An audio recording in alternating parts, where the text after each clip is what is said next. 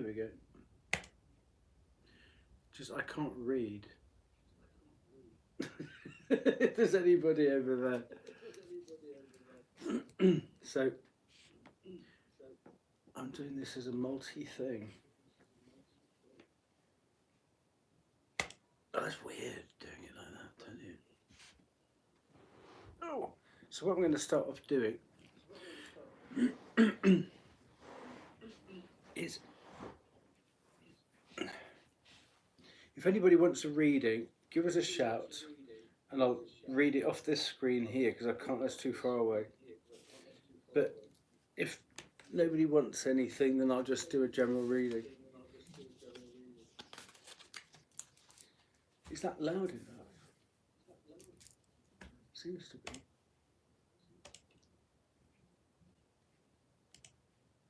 I haven't done a live for a long time because I kept getting loads of crap from people, so just excuse me whilst I make sure that this is all set up all right. Ooh. Where's the ding? Here we go. Right, clean his face. No negative energy. Draw a circle around yourself. Big gun, you have no power. Pull down Archangel Michael. Pure white spirit light. And St. Dunstan. That's not the deck I wanted to start off with. Is that echoing? It probably is, isn't it? Okay. Well, we'll see what happens. I don't like hearing myself like that. So. Where are we? There we go. Better. Okay.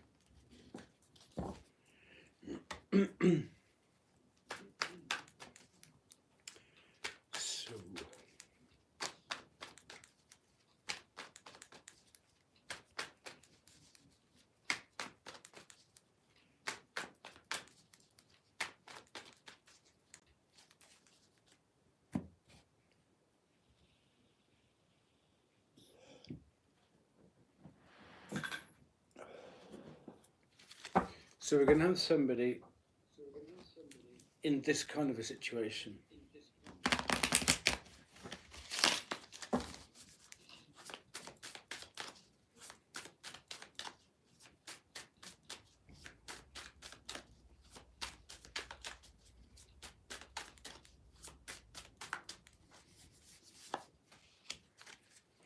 Ooh, Cu Sith, number 24. Big black dog. I'm guessing that's protection. Somebody is getting or needs some protection from a big black dog. Kind of. It's worry, anxiety, depression. Welcome to the club. The Cu Sith is the black dog of the fairies of Celtic folklore. Spectral black dogs are a common theme in mythology. I've got to turn this down, it's driving me nuts. Shut up. There you go. And the Cu Sith is similar in nature to the grim black shuck old Padfoot and the Barghest hound. Cu Sith haunts the forests, straths and glens of the highlands and islands. Some say that he is the lost hound of the wild hunt, looking for his pack, while others believe that he is out looking for the lost souls to prey upon. Well, they would, wouldn't they? Like many black dog legends, he has often been associated with misfortune, and the best way to guard against him was to take refuge in a kirk or a church. When Cu Sith turns up in a reading, he is highlighting the fact that worry has been dogging you for some time. He represents dark emotions such as anxiety and depression, which is sometimes nicknamed the big black dog by those who suffer from it. Take heart, though, before Cu Sith does not come to gloat or exult in your low mood and worrying ways. Instead, he is here to offer you company as you walk the darker paths of life. He will guide and protect you through the dark nights of the soul if you ask him to. He is a spirit guide for those in need. Well, that's nice. He must have been on holiday when I needed him. There you go. So I'll put that there. Can you see? Maybe. Oh. Wang it there for now. Okay. So this is like somebody's somebody's having a bit of a hard time. Look, the two things that just fell out. Queen of Cups, Ten of Swords. Sadly, that looks like somebody is going through heartbreak at the moment then. Funny enough, those are both cards for third decan Gemini. I'm going to move this big black dog. Move. Sit. So, well, one way through is faith. I can take those off now.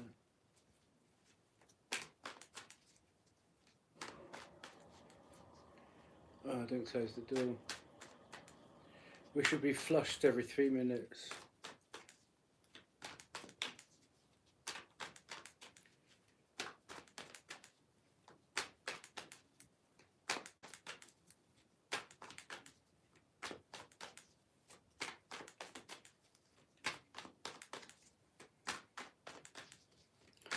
Okay, so what's more about this heartache then?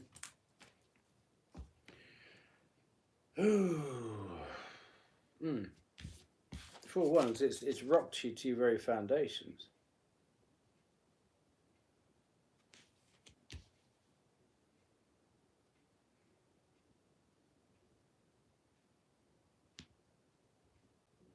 Is it? I think that somebody got jilted.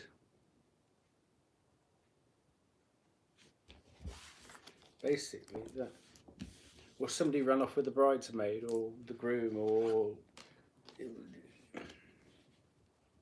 somebody got left high and dry at the altar or something.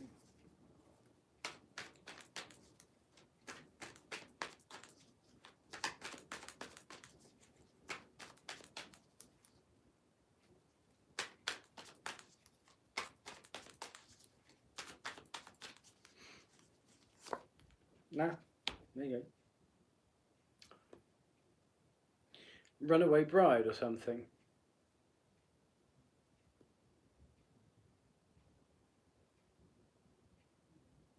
So a lot of them are here in Tierra del Fuego. Exactly. So somebody got jilted at the old, yeah.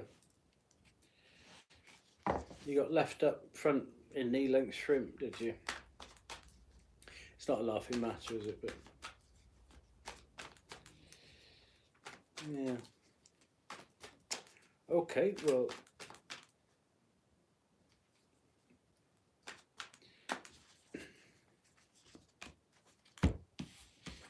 King of, I mean, that's Pisces. That's right here, right now. So is this a recent thing? And you just didn't see it coming. And I mean, actually, all you want to do is just go and hide your face.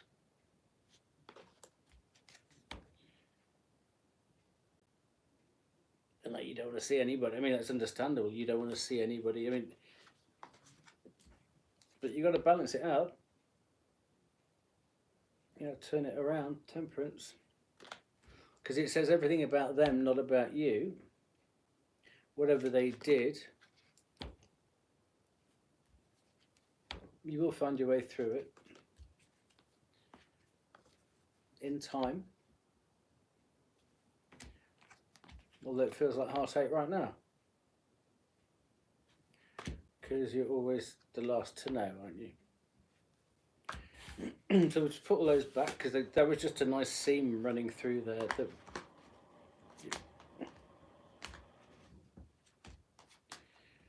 I'm going to have to get up and close that door in a minute, because I get flushed every 3 minutes. So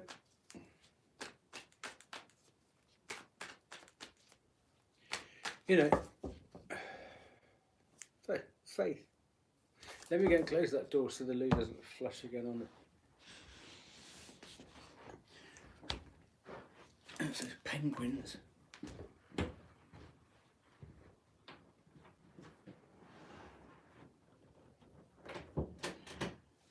Right. Oh, start again.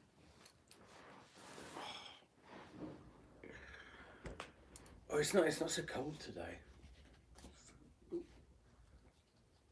Too much cleavage on.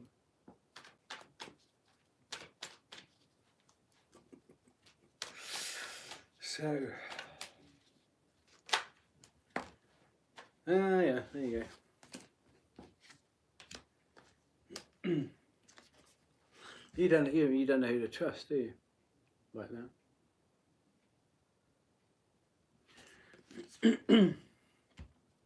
Maybe you've got friends and family saying, "Yeah, told you so. He was a wrong 'un. We knew he was a wrong 'un." Or she was a wrong 'un, or whatever. You know. It's a horrible word, jilted, isn't it? Jilted.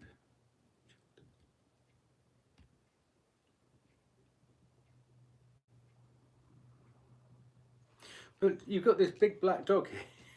You know, it works as the slang for depression. But if you make friends with it, as the book said, you have to make friends with your depression. Tablets don't really... I was on antidepressants for 20 years, but I never thought they did anything much. Apart from people give you the opportunity to tell you that you're BS crazy. So with the Seven of Cups and the Three of Pentacles there, yeah, you just don't know. I'm sorry, whoever's in this energy.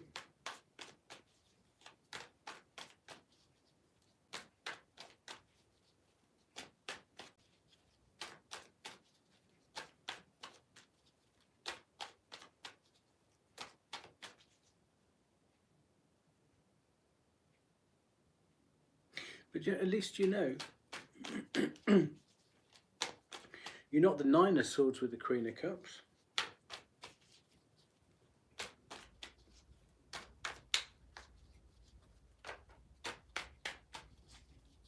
Because that would be dreading something. At least you know. This, you know, when you can turn it around and see that this person's done you a favour, there you go. There you go. This person's done you a favour because you will bounce back. Ace of Wands. You will. Yeah. You'll be putting them down. Ten of Swords, Ten of Wands. Two end of cycles and the Eight of Cups. Definitely.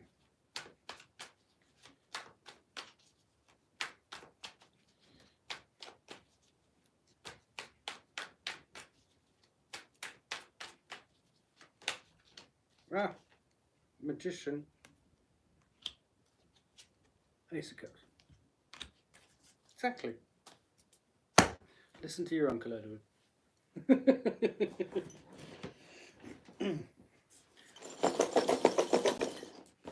Got a charm box. A lovely lady in Florida. I haven't got clearance to mention her name, but she got me into doing a charm box. So I'll do some of that in a second. Let's just look at these cards.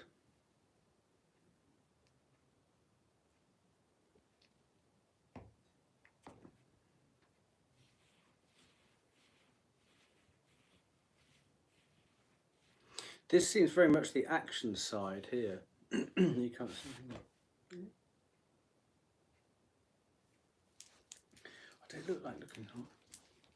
I should have put a t-shirt on, but never mind. Eight of Cups, Ace of Wands, Magician, Ace of Cups. You're gonna bounce back in no time. It might feel like the end of the world, now. Something's going to happen though. This will be like a springboard into something else. It will. I can feel it in my bones.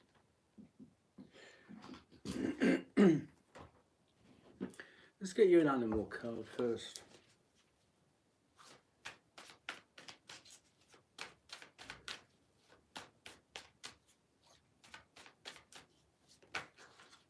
So let's jump in. You got two. Lucky you.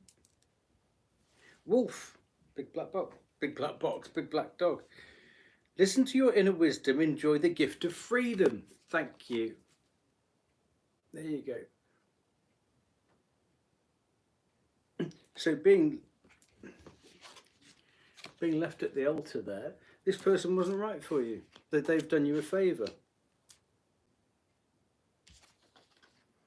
Wolf, listen to your inner wisdom and enjoy the gift of freedom. This person has gifted you your freedom for not being hitched to them for the next 2 years. You know, that might not, stuck in this piece super of the Seven of Cups, you might not be able to see it so much right now. And you don't know who to trust. But, you know, with this heartache, Ten of Swords, Queen of Cups, something will come along, and as if by magic, it's like a light bulb moment, and you'll be able to transmute that energy. Ace of Cups again. So we have the wolf wherever that's disappeared to now. We've got the big black dog of depression. Well, you make friends with that dog. Listen to your inner wisdom and enjoy the gift of freedom. The wolf. And tortoise. When changes are made for the sake of change itself, resist.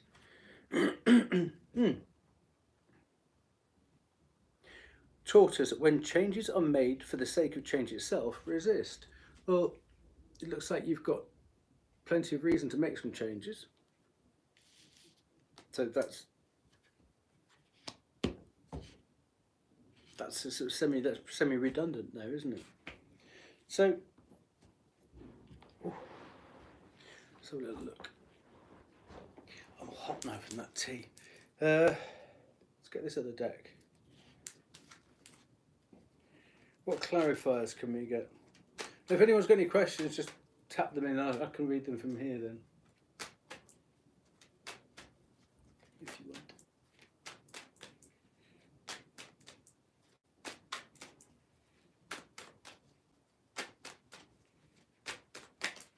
Let's just tidy this up a little bit first.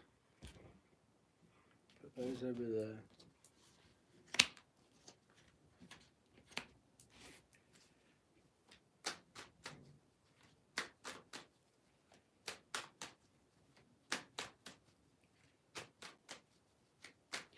I suppose I can probably timestamp this, can't I?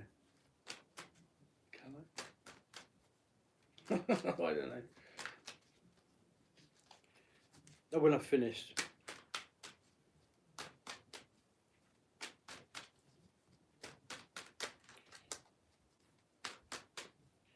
Okay. They want to come together, so. Look, here we go, Ace of Cups again. Ace of Cups, a new start. Ace of Cups, Magician. You'll bounce back from this beautifully. I don't think there's much point in dwelling on the past because that's your own personal story. It's just somebody who got dumped from a great height, is going through the healing process, and is literally just waiting to spot this silver lining of the wolf. Listen to your inner wisdom and enjoy the gift of freedom. That's what that is. It's that realization.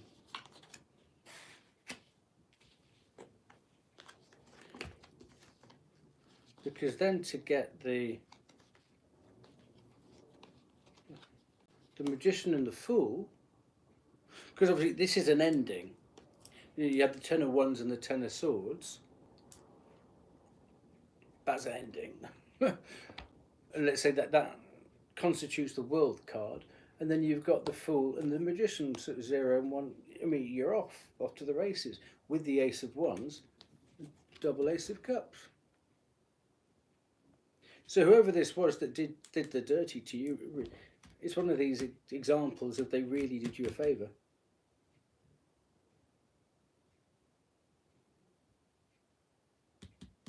And I'm happy with that one, so I'm just going to type in here. I don't even know what time is this one? I can't even see. I can't do the timestamp. Oh, here we go. Is that 20 minutes? I haven't done this for ages. Oh, 0 to 20. Jilted bride, let's put it like that.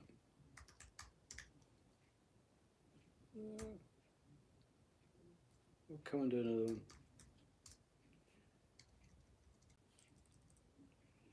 Excuse me. If you'd like a reading, just type something in. There you go. Okay, let's try another one then. But that's a really nice, I mean, to have big black dog and the wolf there teaming up together.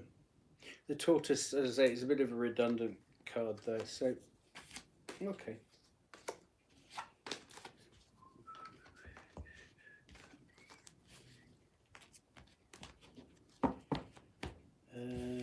Where are we?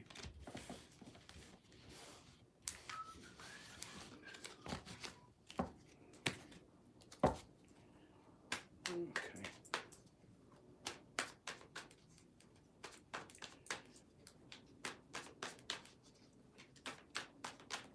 Oops.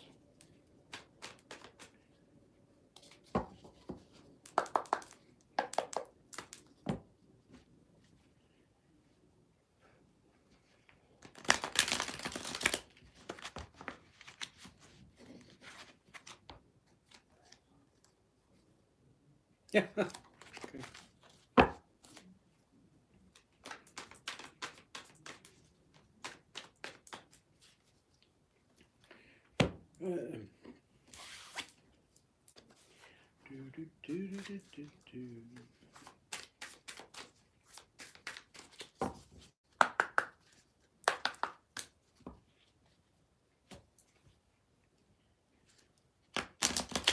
I can't shuffle it now.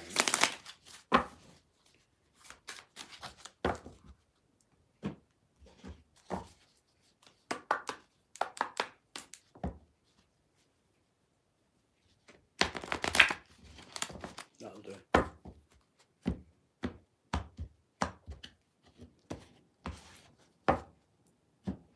Okay. Any questions? No? Oh, I'll just go and do another one then. Okay.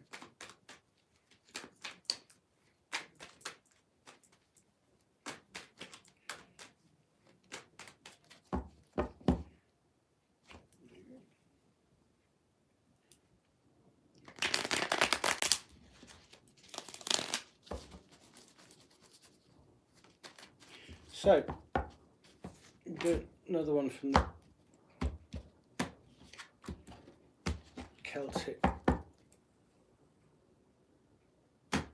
Celtic Magic deck, which is it's a lovely deck, by the way.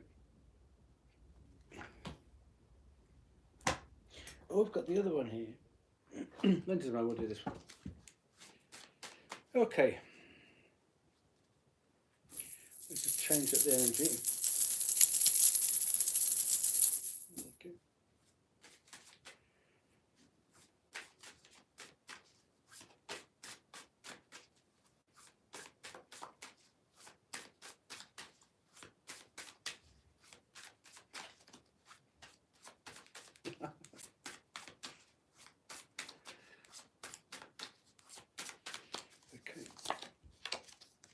Oh, nice. I don't know how to pronounce it. I'm going to call it a cage. Quaich, number 22, which is a good number. And it's like a peace bowl or a drinking vessel, a peace thing. You know, it comes out at special occasions. You know, Celtic thingy. But let's just read you the story. I'm going to call it a cache. Agreements, trust, alliances. The cache. So again, please excuse the pronunciation if you know what it's properly pronounced as.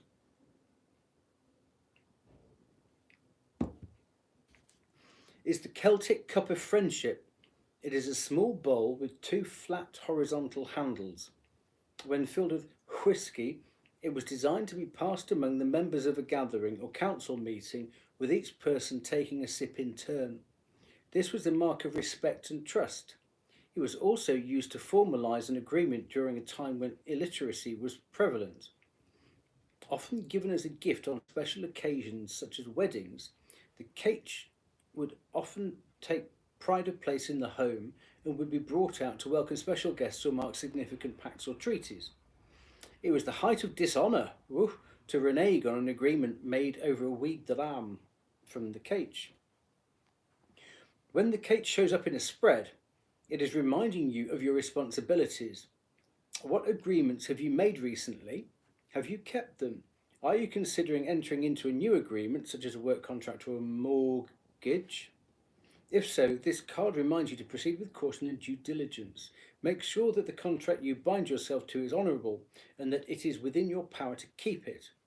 This card also suggests gatherings, parties, welcome guests and social networking. Okay. So, good. The lighter side. I mean, as we're coming into sort of like the end of February, things lighten up a bit, don't you? That people start sort of going out and having coffees outside again, stuff like that. Yeah. Oh, hi. Yes. Do you mind just waiting a couple of minutes? I'll just finish this one that I've just got into. I'll make this one a quick one. Sure. Do you want to decide what kind of? Do you have any specific area?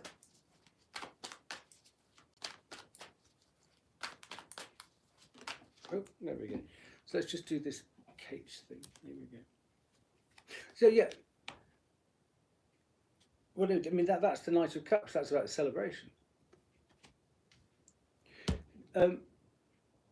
Suraj, do you want to give me, without giving me the year? Do you want to give me the day and the month of your birthday? Then I can see if your special card, if your special Deccan card comes out. Are you there? Yeah, I'll give you time to get your questions and get your thoughts together if you like. I'll just quickly finish this off. Okay.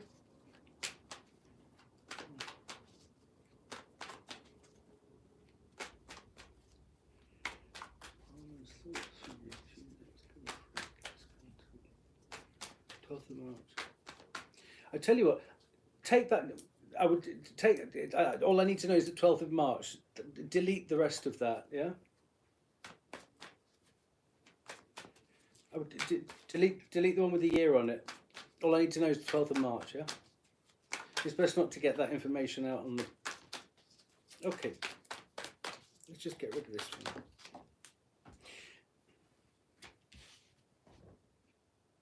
Tell you what, I'm going to scrap that reading because it's just turned very negative, and I don't really want to put that out.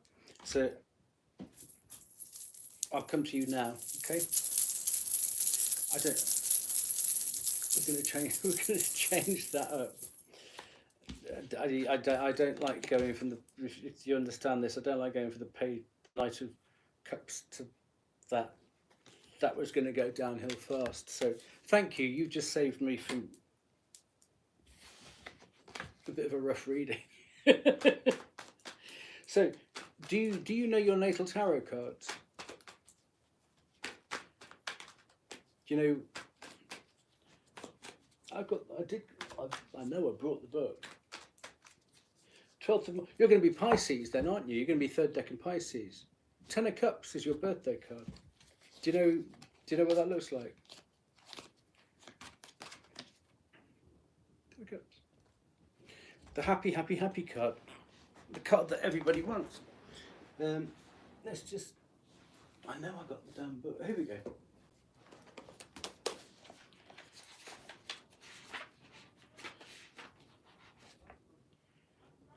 Twelfth of March, Cups. Yeah.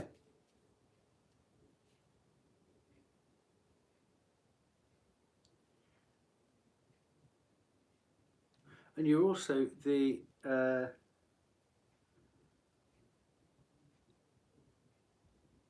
you're the Queen of Wands. Oh, I like to be different. So you're the Queen of Wands, and you're the 10 of Cups. Let's just get these cards out so we know, so you can visualize them. Yeah.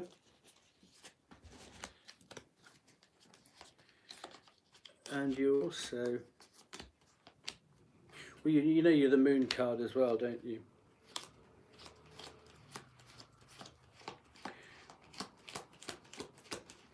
Queen of Wands. So these are obviously your. It's like having a birth chart. These are your natal energies. Okay. And then the last. Do you know what your constellation is? Up there, because then we'll get you a constellation as well. Andromeda. So if you look up the constellation Andromeda, often when you look up the brightest star in the constellation, you can get all kinds of, like the mythology and the folklore and stuff surrounding that. So for 10 of Cups, it's Andromeda. Okay. Now, what you have is 10 of Cups. Oh, right. So you're a Mars energy, because the 10 of Cups was born under Mars energy. It's your secret superpower. I'm guessing your cut-off game's pretty good. Yeah. Yeah, Andromeda. So, although the moon is your major, it's for Pisces, because your third decan Pisces, the sub-planet is Mars. I'm just trying to find the... Funny that you just came on and the Tower card came out. So the Tower card is one of your... I don't know about starseed stuff. I don't really know about that kind of thing. But are you good at healing from disaster? Are you quite good at picking things up and thinking, okay, well, that was going to happen, I'll make the best of it? Because obviously this Mars energy, or are you one of these people who can just like look at people and like make them wither? Because this is a very powerful energy. Are you one of those? Are you one of those people? No?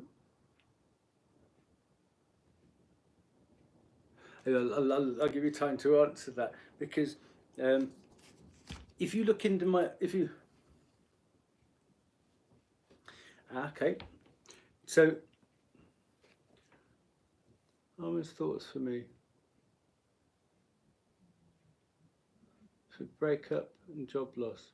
So should we do, you want your ex back? Okay. Well, obviously I can see three things in here. Do you want to see if it's a good idea? I mean, because you know what things are like. You might want it, but it might not be the best thing for you. Should we see if it's a good idea for this? Or do you just want to see how... I'm just wondering, how should we frame the question? Whilst you sort of think about that question about, is it good for me to get my ex back? Shall I look at... I'll look at the job loss bit. Yeah. Shall I focus on that and give you time to think about the emotional side of things? Would that be a good idea?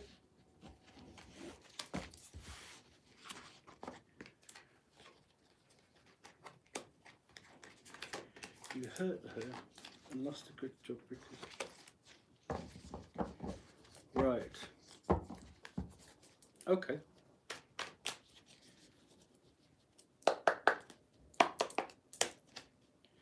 Okay, let's go with job loss first then. Is that all right? Yeah? Okay.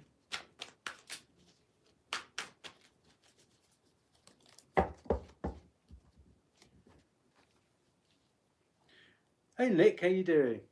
I took a break from doing lives because I just got fed up with the abuse. Really? You keeping all right? Hope so. Okay, Suraj. I'm going to go like this so you can't see what's what.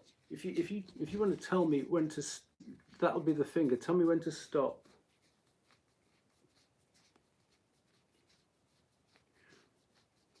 Are you off to see?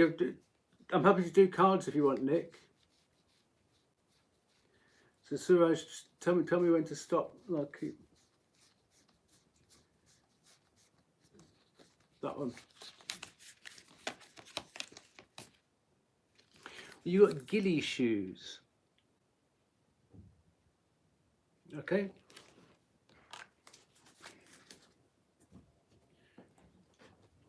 What number's that then? 14. So this is for the job. Yeah.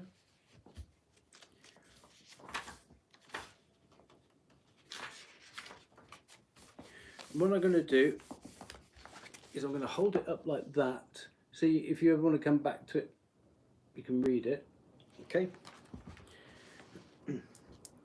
Ghillie shoes or Brigadine shoes are soft black dancing shoes. The key words are autonomy, freedom, go your own way. So, okay, this is what you're going to do for a job. They're usually made of calf leather, similar to style like ballet shoes. They have laces that crisscross over the foot and then tie around the ankle. They're worn in Highland and Scottish country dances. In a card reading, here we go. The Ghillie shoes indicate that it is time to go your own way and choose your own path. If you have been struggling to find your independence and autonomy, this card suggests that you will soon break free of whatever constrains you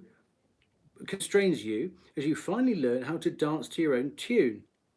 It can be far too easy to just go along with what other people expect of you, even when you know that you want something different. This is especially the case if you are following in someone else's footsteps or trying to fill someone else's shoes. In your career, here we go, or in a family-run business, for example. When was the last time you felt that you were striding out boldly on a path of your own choice? When was the last time you stepped out of line and into freedom? The Ghillie shoes card serves as a reminder that you have no shoes to fill other than your own. Have you ever wanted to set up your own company?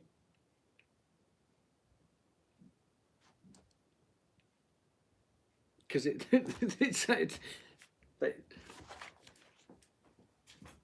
like it's a good idea if you go with that. But let's work the tarot cards into this, because if I think what would be useful here is to, so that cup of tea's made me really hot. A bit like a rubber band. Are you looking just to ping back to it? Okay. Well, do you know what? You did drugs. So what? You did them. If you managed to come off them, then you've done that too. Brilliant. That's great. I used to do drugs all the time. But just remember, we're not born doing drugs. For some reason, we get into them.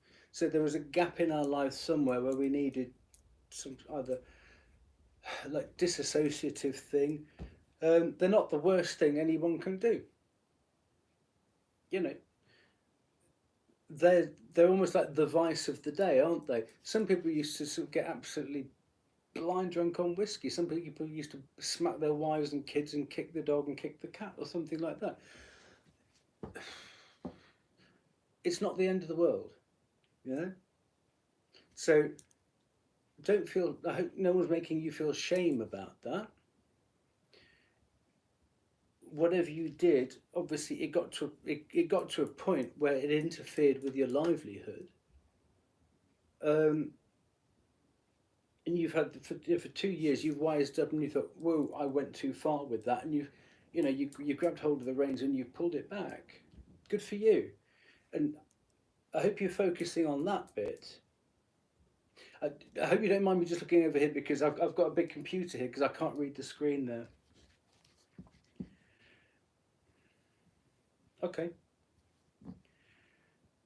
but you've recognised that behaviour, and also I'm guessing from what you're saying there, it's not in your nature to behave like that, and you got into whatever substance it was, and then you got comfortable in it, and then you needed a little bit more and a bit, and before you knew it, you were like, I don't know if you were spooning up your nose or smoking, whatever. It doesn't matter. But it's a bit like an oil tank. It does take quite a... So maybe because you're a calm person, you were just looking for stimulation and excitement to be... You just didn't want to be you. You just wanted to be whatever this turned you into. And then you created a monster that got out of control. But if no one said this to you recently, well done you for turning it around, because you spotted a problem. Obviously, the Tower card. I mean, woomph. Yeah, the universal force will give you that, and you will lose. You will lose your job. You will lose your partner. Isn't that crazy? That's the first question I asked you, wasn't it? How did you deal with are you familiar with the Tower card, that Mars energy, which means stuff will be taken from you? You know, it's like if you're driving in a car and you're used to turning left at the traffic lights, it's like there's an avalanche there and you can't go there anymore. And you're like, I want to go that way, but you can't. You've got to get used to going straight ahead or right now until that road's cleared again, you know? If anyone stopped, I could have reduced my damage. But can I just say that's with one eye in the past, isn't it? Have you got past the regret stage yet?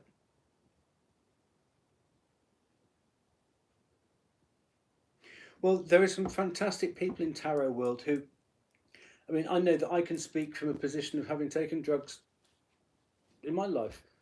I stopped because something was missing in my life.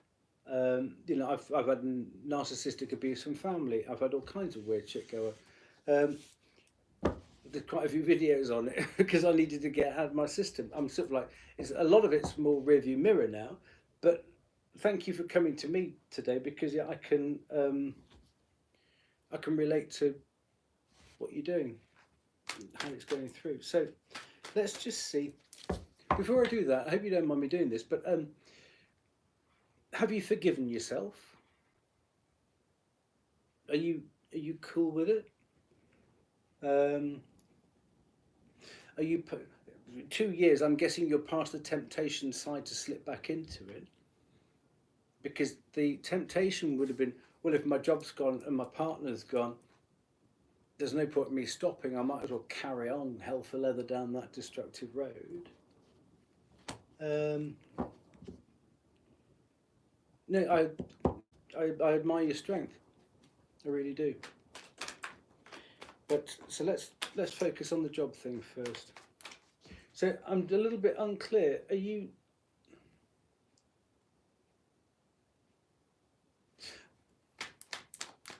I don't want you to put too much personal information on there, you see. So let's just ask.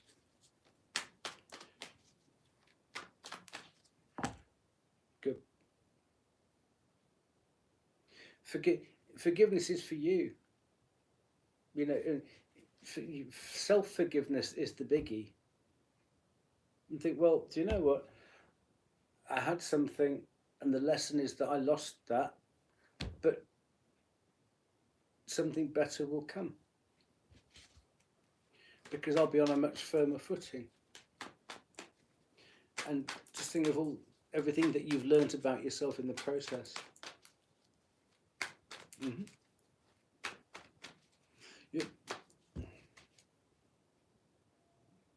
Are you lonely? Are you feeling lonely? Because do be careful of that divide between alone and lonely.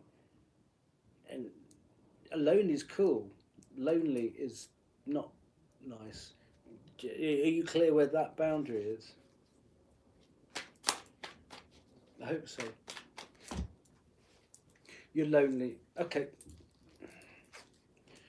Right.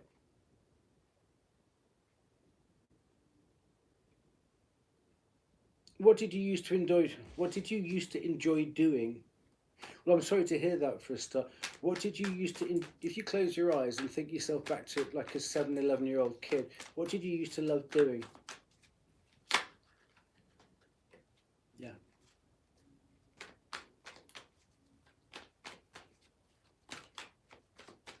So you're in the middle of a busy room and you feel, that's the worst place to feel lonely. When there's a load of people around and you just think, oh, okay, really? Do you still do that now? Do you still, have you joined a choir or something? Obviously, cricket's a seasonal thing, but have you thought about joining a choir or doing singing lessons? Not so much singing lessons, but whoa, okay.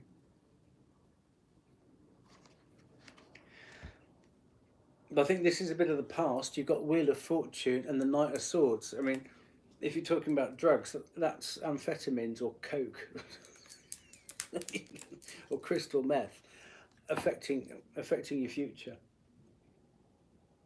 You know, so that height and that amphetamine level is, you know, it I'm not saying for a good thing or a bad thing.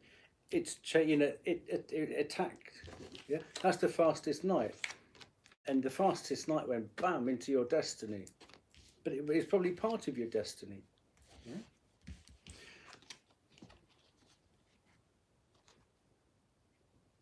Well, do you want to be a better singer?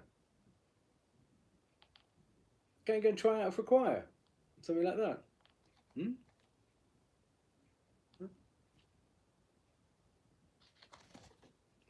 But look, but by doing that, look what happened.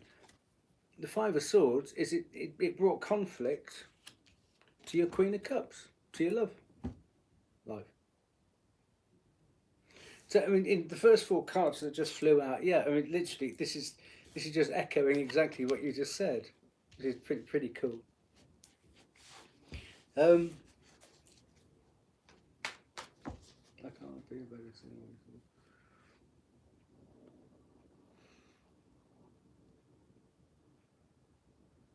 I'm just trying to think of what you can do. Indoor cricket then. Okay. So let's look at. But can you see all this there? This is crazy. You know, going a bit too fast, living a bit too fast, slammed into your destiny, and it brought conflict to your love, to your heart, to your love, to the way you love. Bam. I love that, but that makes me know that I'm into your energy. You know what I mean? The cards, you're in the cards. You know what I mean? Oh. Whoa. King of Wands. Mutable fire.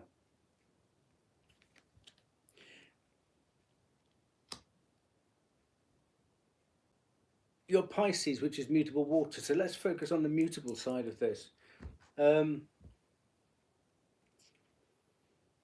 Fire, because Pisces generally, okay, is King of Cups.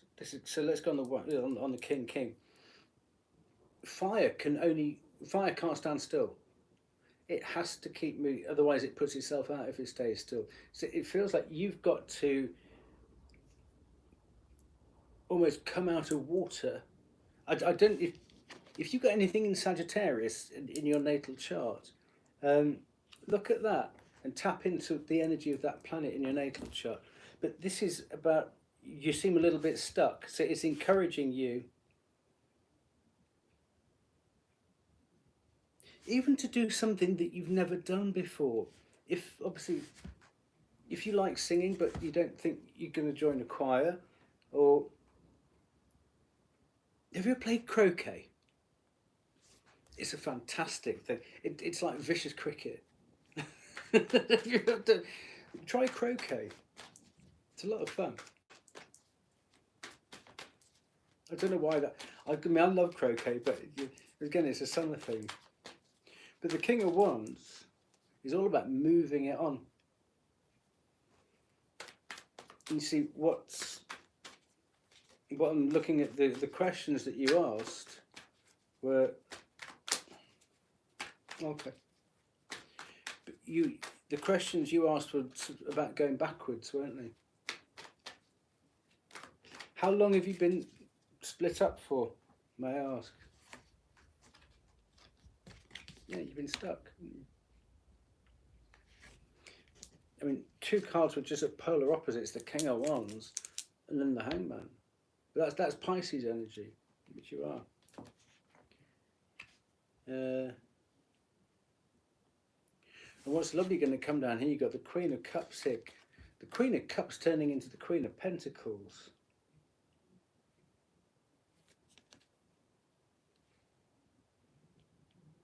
The Queen, a year ago.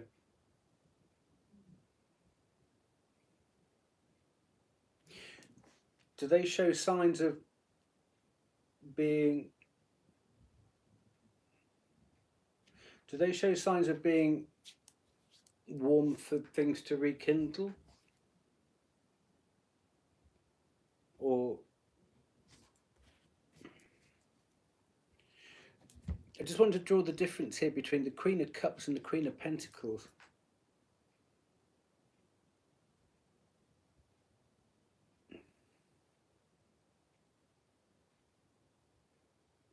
Okay.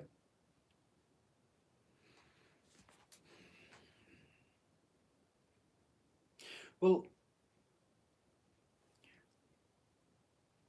again, I'm just thinking about this rubber band thing.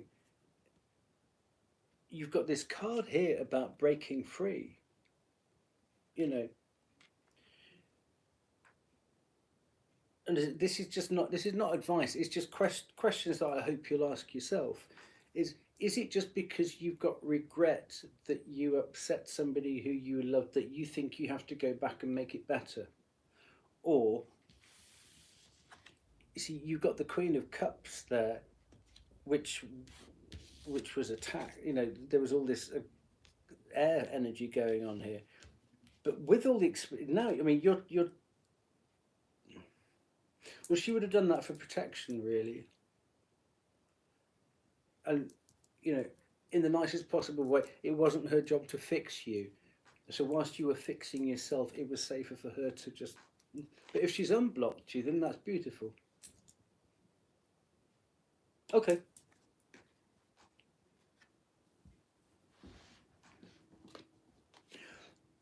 But it's things now. It's not just love now.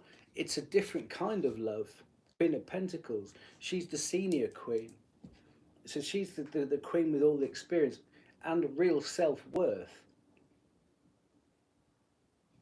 Now, what I want to sort of slip into your timeline here is that if you were doing drugs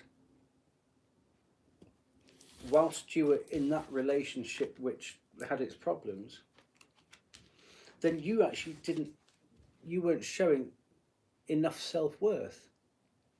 And that's what this process has brought you, hasn't it? Because were they doing drugs as well? Or were you doing drugs secretly? I'm guessing you were doing them secretly, were you?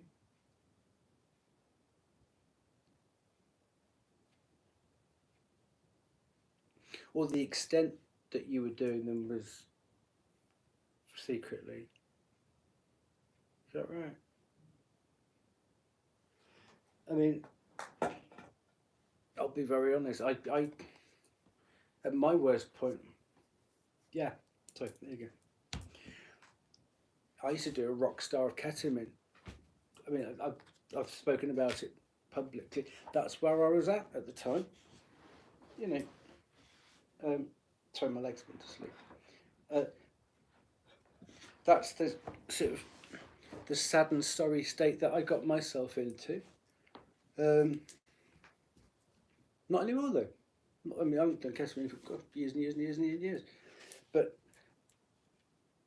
what I used to love about ketamine was its dissociative thing, because there was a lot of pain sort of surrounding my life, and ketamine just makes you feel 2 steps away from it and you think, okay, it's over there.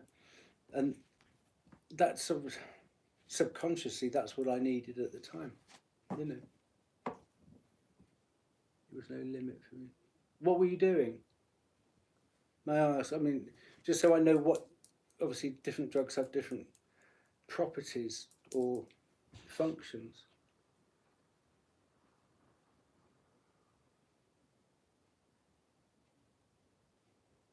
Because I like the sort of like the glaziness and the dissociativeness of ketamine. And I never liked cocaine, MDMA, cocaine. Okay, so you wanted happiness and you wanted to. Well, I mean, 1 foot on the accelerator, 1 foot on the brake there, huh? Oh, of course, yeah. Well, they all go together in a bundle, don't they? But can you see how this, when you were in that relationship, you didn't love yourself, yeah. So even though you were your Queen of Cups, your self-love, you were battling with your self-love here. So the relationship that you had with anybody else was based on your internal battle. And if you were doing it secretly, then you couldn't actually give a true representation of yourself, push it outwards. Yeah. How far can I go? How many nights can I go without any sleep?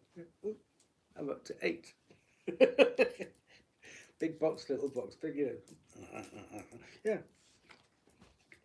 But, you know, I bet you had a good time on it, but you've realised you can't carry on like that. You know. I'm glad you survived it.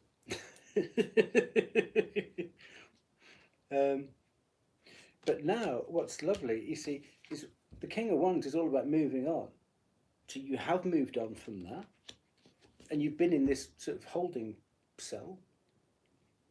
Whilst you've been, and obviously he lives his life that way up.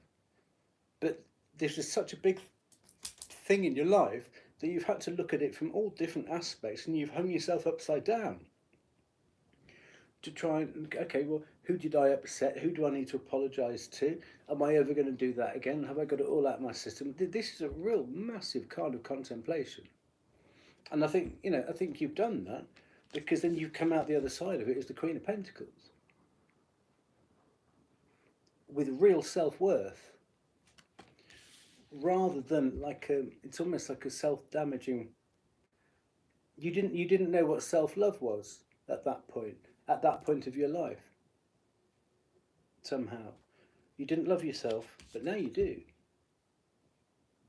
You got the big pentacle. You got a big badge there to prove it. Yeah, would that be right?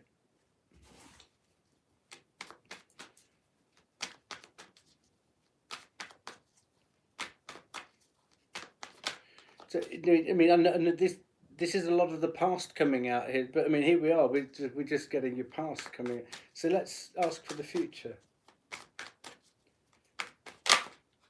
But she doesn't know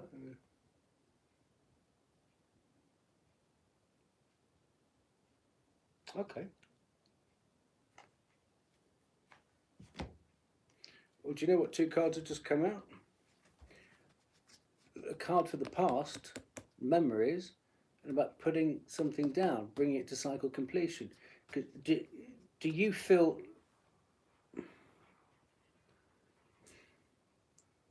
Do you know, either she knows and she's waiting for you to tell her because she knows the truth, but she knows you haven't told her the truth yet. Or you need to tell her and say, actually, well, that wasn't me. That was me off my face. So why not have that conversation about, I mean, look, give her flowers from the past and go, look, I haven't told you all the information about that yet. And then put the whole thing down, because you actually haven't told her the full story, have you? So maybe that's why she's still holding back, because she knows. And she might just be thinking, God, why can't you just tell me? And she might be waiting for you to tell her that. Because that would be the ultimate honesty, wouldn't it? And after what happened, if you said it was a bad, it's not going to make things any worse, is it? It's like full disclosure. Well, there you go then. I bet she does know. She's just waiting for you to tell her. She's probably waiting for you to take that extra step with extra honesty and go, And if there's anything else, tell her that as well. Because if you're looking to get into a relationship, it has to be based on trust, really, honesty and trust. But if you're trying to resurrect a relationship, she's going to want to know, she's going to want to hear from you everything that she already knows. And if there's a gap, yeah, it's just about coming clean. Because if you love her, she deserves the full facts, doesn't she? And then some time to think, yeah, he's been honest with me. Because I don't know what your age is, but if she's of an age where she's looking to maybe get with somebody and have children, if that's still on the table, she will only want to do that with somebody who she feels is being honest with her. And maybe she's still sort of hoping that you will come up and trumps and be honest with her. Because if she's still single, then that's it could be a sign there.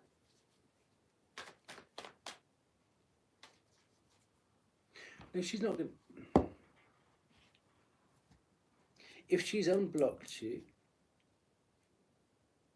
she's not going to block you again for being honest.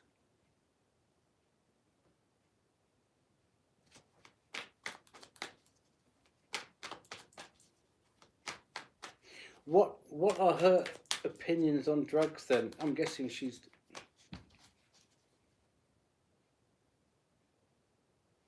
Okay.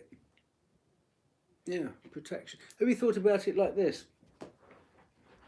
That she might know about alcohol and the effects of alcohol, and she can actually sign off quite a lot of whatever happened because of alcohol, but she knows that there's something missing, and she might have taken that on board and internalized that and thought that was her fault, but actually it's the drugs that you were taking. So actually you're releasing her from actually internalizing, well, what was wrong with me? What was wrong with me that he didn't want or he didn't like? Or so actually you could be giving her a whole load of truth and answers and a freedom from a whole load of self-examination that she doesn't need to go through. Does that sound like an option?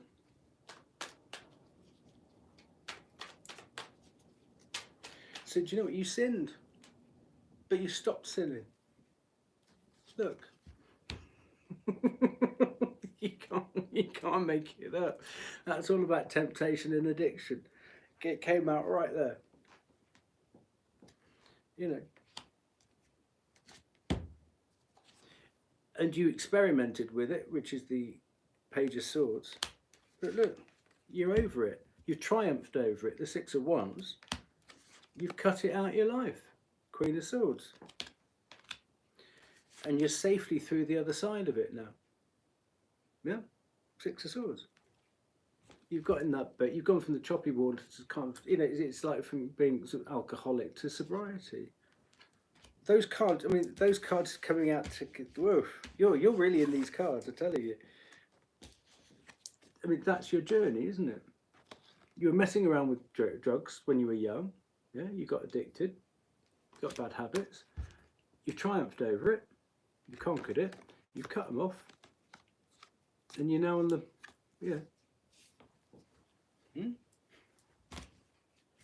Don't you love how cards work? There you go. Look, you're happy and you're sailing again. You're up there. And you're back. Oh, look. 2 cards of balance. You balance. You're back in control again. Sometimes I feel proud that I won. Yeah. Well, look. You did. You did. And that takes a lot of strength. It takes a lot of strength to go, I am not doing that anymore. Because, I mean, I'm guessing you actually had to lose a lot of friends, like your party friends. You had to walk away from party friends because the more, if you still hang around with them, then that's the sort of slow draw back into doing it, isn't it? One puff on a drag turns into a line of this and a thing that. So you must have changed your social group as well.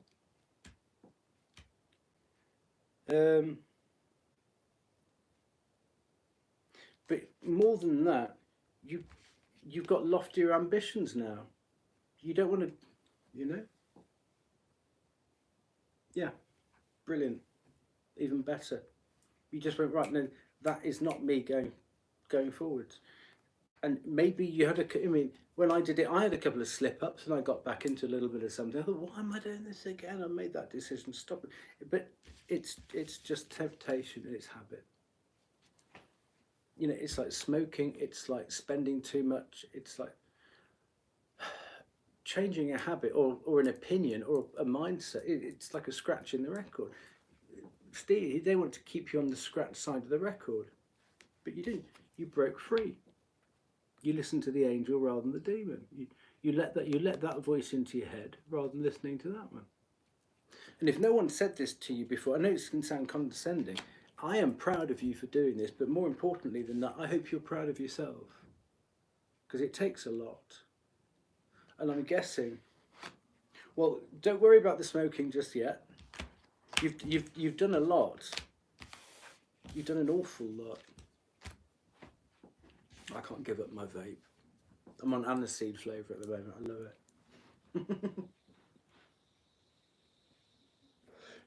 But then look at that. You've got some.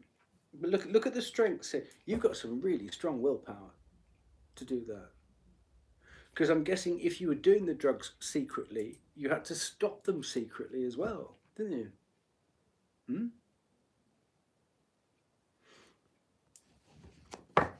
Let's put these cards back in because they came out a bit weird. And I know we're not talking about the job or the partnership yet, but it's nice to sort of get into your story. I hope you're okay with this. Well, likewise, thank you. Because I can really. Oh, look, that's the card for healing.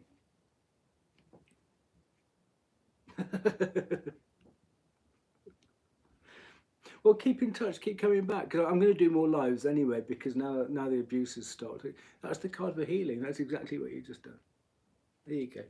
Because actually you prioritised yourself. You got your priorities straight, and you broke out of that mental mind duck.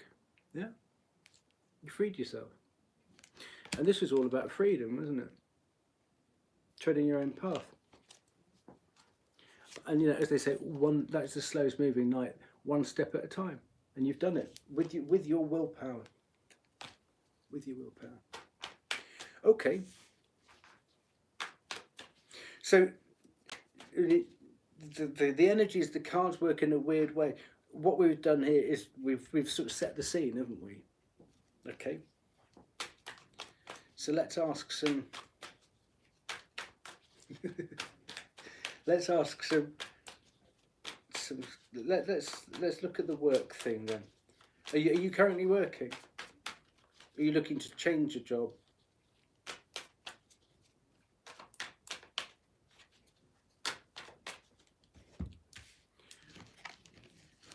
Well, that's what that's about. You've got a big soul card there, which is actually linked to Pisces, which is what you are, and you've got the King of Wands and the Queen of Pentacles. That's real personality biggies, you know. You've got a lot of majors out here as well. You've got the Wheel of Fortune, Temperance, the Devil. You know, you heal from the devil. You heal from temptation, addictions. Yeah, it's like, you know, the old records, a scratch in the record. You kept staying on the scratch side of the record. But you listened to Temperance, you got the wings, and you flew over the scratch in the record. Now you know how the rest of the record finishes, and you can listen to the rest of the album as well. You're not just thinking, oh, it's Friday night, hang on, till Monday, you know? You break free of it. Well done. Yeah. But it's, you know, I mean, let's look at the things you should be proud of. Yeah.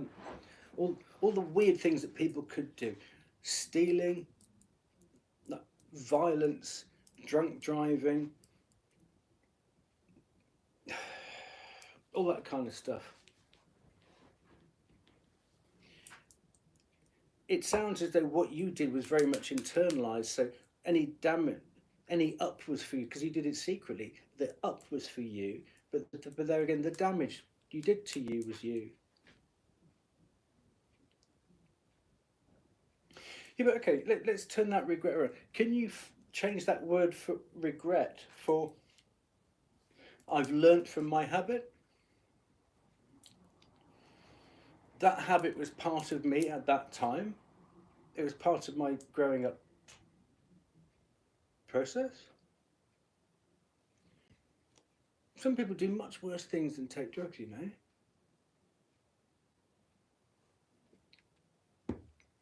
There are people mis-selling life policies, you know, so they know damn well that when somebody gets to pensionable age, you know, they're mis-selling pensions. So, but they know damn well that person's signing themselves into a contract which is never going to finance their pension. How wicked is that? You didn't. What you did was to you. Your body, it was your choice to, I don't it sounds dramatic, to pollute your body. Or for you and your mind and your body to try and find some satisfaction or put some distance between you and a pain or a nasty experience. You didn't go around deliberately robbing people or tricking people or anything. It was very much internalized. And I wish people would see that about alcohol consumption or drug consumption. It's not, you see, when it starts spilling over to affecting other people's lives, that's one thing. But it's not like you're going out. The initial thing is to go and do damage to somebody else. It's an internal thing, not an external thing. You see, so can you now start seeing the reasons and breaking it down into what had to happen? Yeah.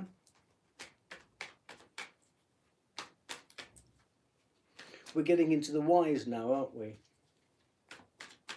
I just hope you're finding this useful because it's, oh look, self-love. That's what you learn.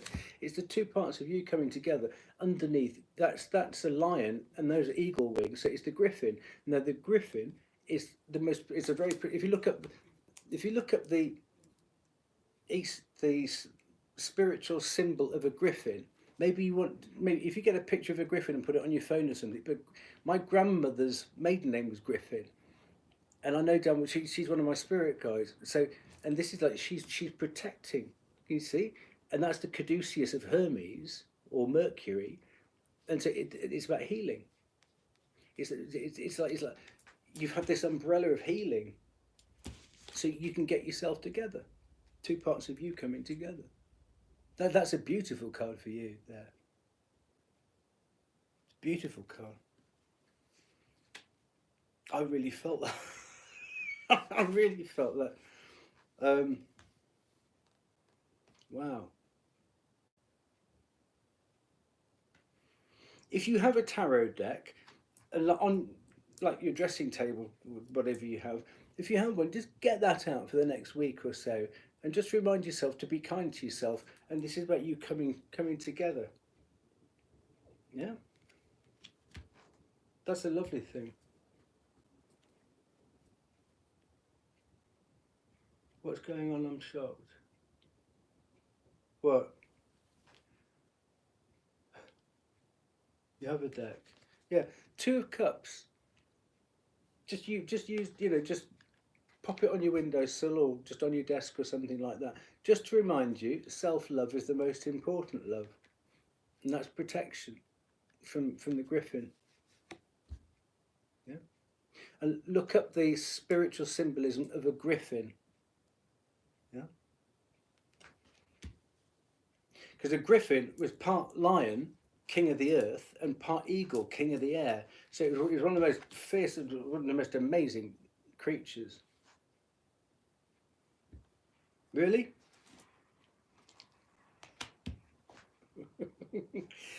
when I'm allowed into somebody's energy, when I sync with people, it's amazing what comes out in cards.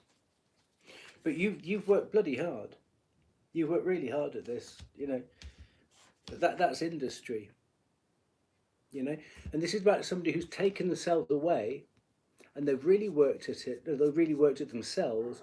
So much so now that they're happy to start hanging things up almost like a shop window. So it's almost like you're ready to come back out and actually be honest about what you've just been through. But do that with the caveat of you can't untell people stuff. So not everybody needs to know. But I mean, look at that. You know, he's working hard. And I think, you know, you have to get through that. You've worked really, really hard.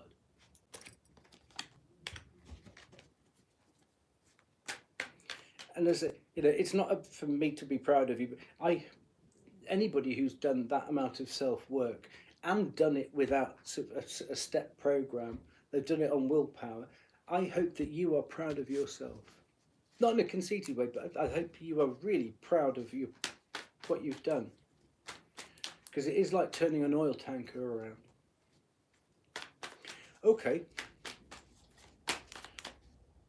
Oh, look, magician. You did it. You did it yourself. Yeah. You thought, well, these are the tools I've got to play with, and you've done it. So that's self-mastery, absolute self-mastery. That couldn't have come out at a better time. That's beautiful. Staying alive. Yeah. What I'm going to do, I'm going to collapse that deck because that seems to have one kind of energy in it. I get this deck out, yeah? Oh, we'll ask the... yeah. Me too. Oh, look, straight away at the bottom. Oh, hang on a minute. Oh. Okay. I can see there's a blooming story coming here already. Just of these cards here. Whoa. You saw me just pull these off, peel these off the bottom, yeah? Well, you have the Queen of Cups in that deck, yeah. So you in a different deck, you're a very different Queen of Cups now. You've got a very different kind of love to offer, yeah. That the love that you were offering in that previous relationship when you were on drugs, through the Queen of Pentacles now, because you can offer self-love, you can offer external love, yeah. So I think that's, I mean, that was the first one out, offering that distinction. You've done the healing, which has just come out in the other deck. Magician, cool. I mean, that's big cool. Because you're actually in control of your life again now. If you're off the drugs, you're in control of your life. You've emperored up. And here's your birthday card. So that is you in control of yourself. Yeah? Because you walked away from what wasn't good for you. And again, you took time to, you haven't hurried the process. Yeah? And that was just sitting there off. And actually, those were sitting there before you even came in. I haven't touched that deck, yeah? Exactly. And I just peeled those off the bottom. I mean, that's been sitting on that deck. Just pick them up and they were sitting there. Oh, look, yeah, because you're not going to believe this. Look, the devil, again, you conquered the devil. We just have those two cards in that deck. I love the way energy works, I'm telling you. Who are you? You must be some sort of magician. You must be. That's a lot of cards, similar cards cross deck. Okay.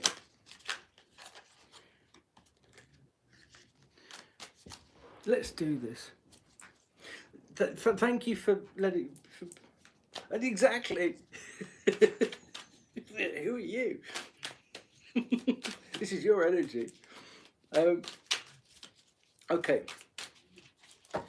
I know that's been an awful lot of cards, not about what you asked about, but Woomph. I mean, when you get into the vibe like this, I hope you're happy that set the scene. You know? Illuminati. No, I've got a very good link with guides. That's all. And I love doing this. Okay, so let's do the work thing then. I think this card's done its job as well. Let's get another one of those. Tell me when to stop, and I'll take the bottom card. Yeah. Oh. Or do you want that? Do you want that one that's jumped out?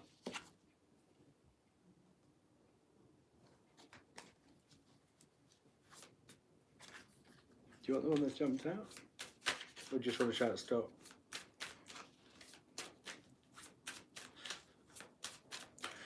I'm hot, I'm boiling hot.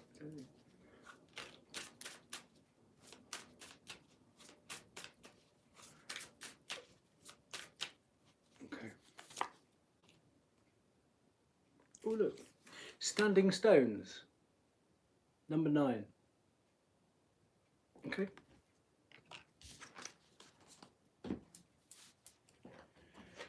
So again, I'm going to hold this up, so if you want to look at the time now. Oh, lovely. There you go. So you can always read that back. Okay. So this is, there are standing stones dotted all around the Celtic regions. This is the ancestors' heritage or wisdom. Yeah. So it's all about Stonehenge style stuff. These stones represent us heritage. They offer a way to connect with our ancestors, even though there is a hum of vibrational, often there is a hum of vibrational energy coming from these ancient stones, known as the singing of the stone or the voice in the stone.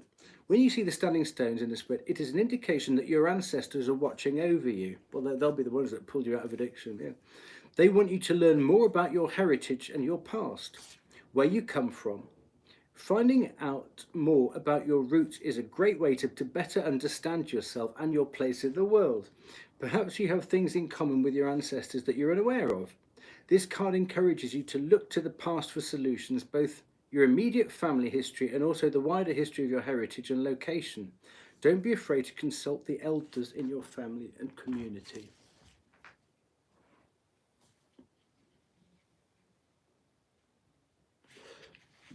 So maybe now there was the moon card there, so maybe there's something about your heritage that you don't know that might interest you.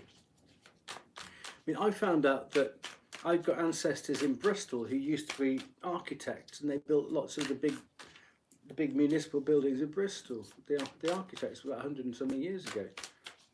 No idea until nobody told me. So, are you looking for a new? Are you looking to go into a new job? Are you looking to change career?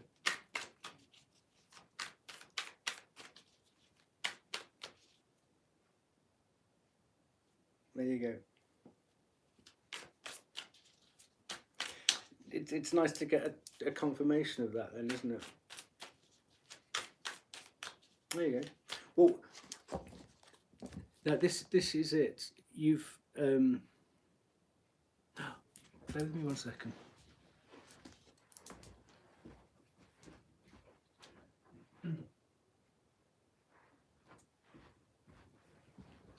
This is my maternal. Well, I think she's maternal. I was told I was adopted 2 years ago, so I don't know if she's my grandmother or not. But her birthday was the 18th of March, so she's a third decan Pisces, 10 of Cups with you. Now, she comes through, I know she does. And she's the one who gives me goosebumps when I know I'm on the right track. So it's funny that you're a 10 of Cups and she was a 10 of Cups as well. So there might be something in your family history about a career or something. And here we are in Pisces season. So I knew there was something extra special, because I mean the way those cards will come out is crazy, and a lot of times when I get into Pisces readings, I know that she's in there because, and then with you being the 10 of Cups and yeah. I knew there was something going on. She doesn't stop. I don't think she ever sleeps. Okay, let's go. Let's do this thing.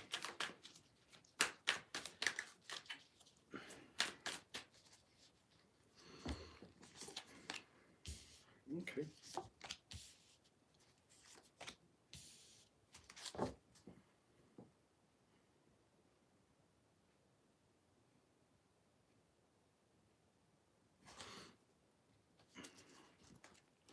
What are you? We've got 2 cards for Mercury here, but so we've got the 8 of Swords again. So you're unsure of something. This is your inner critic, isn't it? Oh, she's definitely watching. She probably knows what's going to happen in the next several. She's the most amazing spirit guide, I tell you. So which is what I was going to say to you. See if you can tap into your spirit guides and sort of find out who they are. If you want some help with it, let me know. Subscribe and then send me messages and let me know, because I sort of knew that she was, but then I needed confirmation that she wasn't. If you need sort of techniques about how to find out who your spirit guides are, I'll walk you through it if you like. But your inner critic is big in your head, isn't it? Your inner critic. Now, your inner critic is based on your guilt. Now, I know that, I mean, and this is not a woe is me thing, my inner critic, the voice that I hear and the words that are used are from my mother, who was a vicious, nasty narcissist. Nothing against her. But those are the words of criticism. When my inner critic gets out of control, that's how I chastise myself and tell myself that I'll never get that done, and I don't deserve that happening in my life, and all that sort of squawk talk, you know.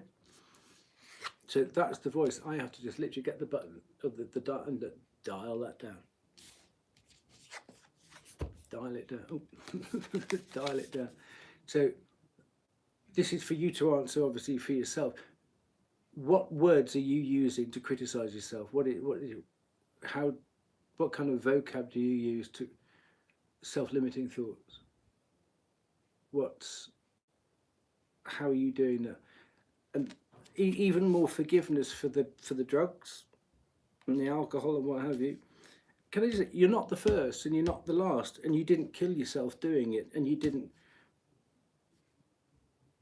you know, let's contain it. You had a bit of fun with it and it got out of control, but that was then, this is now, you know.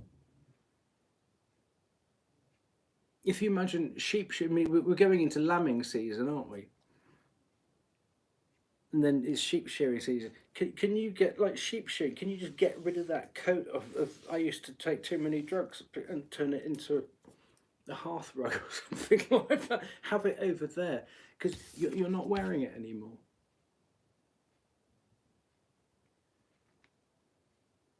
Yeah. You sound like a very nice person who made a few bad choices.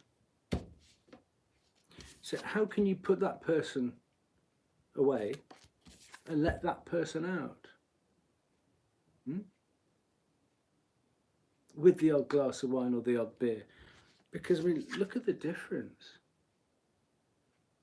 Again, it's a bit like the angel or the devil on your shoulder, isn't it? Which one are you going to listen to?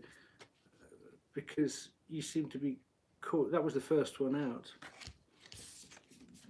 Freeze. In that card, look, you can't go backwards, you can't go left, you can't go right. You have to, step by step, you've got to go forwards, even if it's just an inch a day.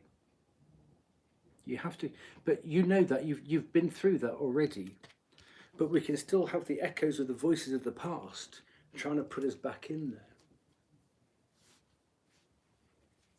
Or you don't do celibacy. I've been doing that for far too long. It gets on your nerves after a bit, I tell you. You can get stuck in dry dock if you're not careful.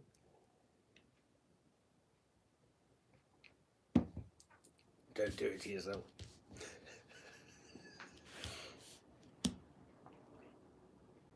But look at this, you've got the lovely, I mean, I love this card, the six of, you had this card before, the Six of Swords. You've got, if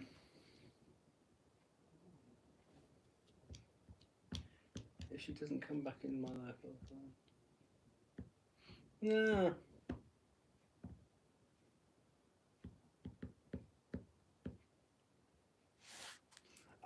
I can see what you've just put.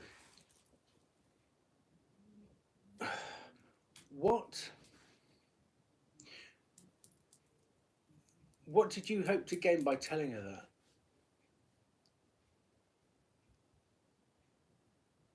Because I can read that at least two ways.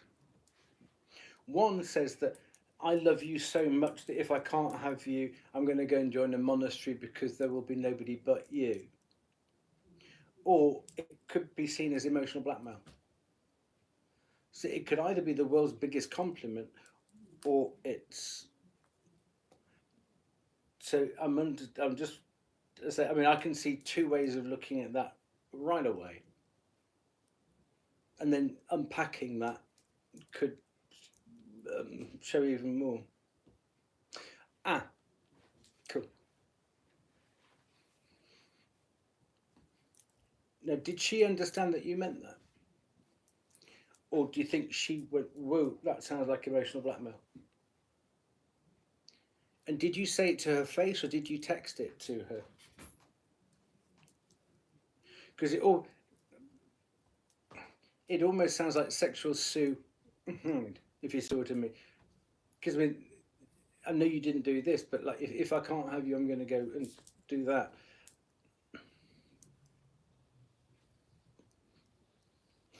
Good, because then that's on the healthy. Cool. You see, it's difficult for me to understand that's why I needed to ask. So obviously it was in a healthy thing. Okay, cool.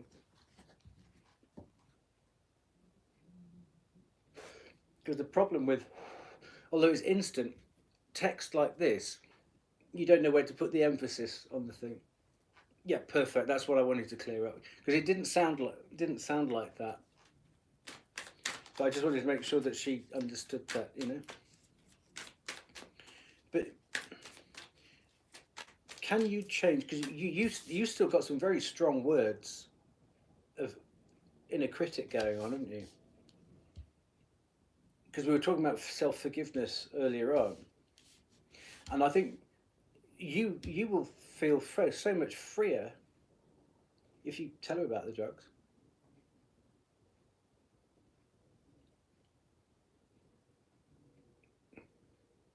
Yeah, cool. Well, I'm glad, because obviously you two can talk on a very nice level there. That explains that.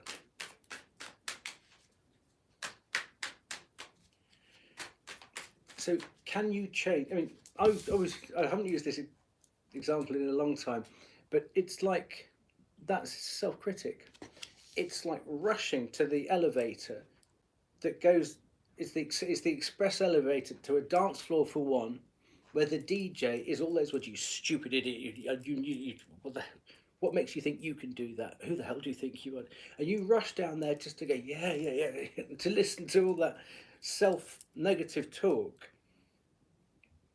And you dance all night to it. Yeah. So how do we shut that negative, dial it down, and change the words? But whose voice is it that you hear when you keep telling, oh, well, that'll never happen. There's no point in bothering with that.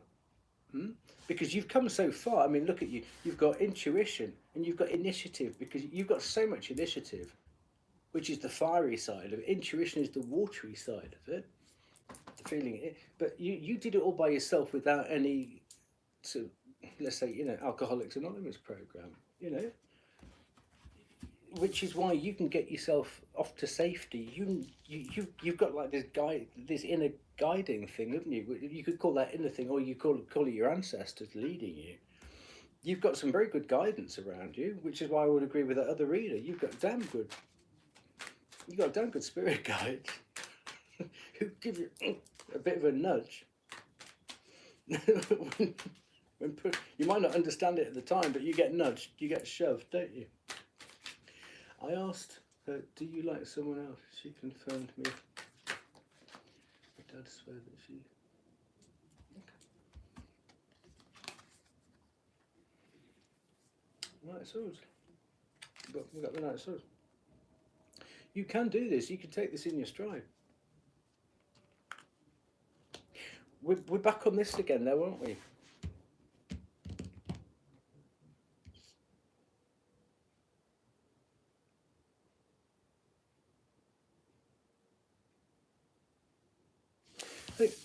Again, just this negative, something's holding you back, because something's holding you back from... Have you decided what industry you want to go into job-wise? Is it a different position in the same industry, or are you wanting a complete break and to sort of like go charging off somewhere else?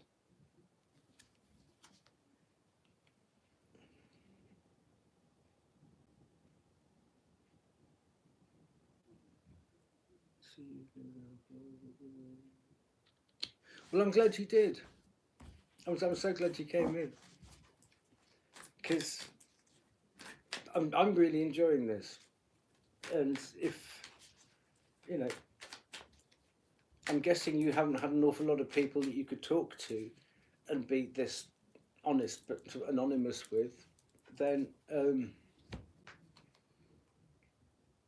I've had some very good support from places, and you pass it on, and you pass it on, you pass it on, and I hope you will do too when you, whatever bit, obviously when you're going through something, you're healing yourself from that little bit, but what you have learned and processed and dealt, you can help somebody else who you see isn't quite as far on as you, and you sort of like pay it on in a different way.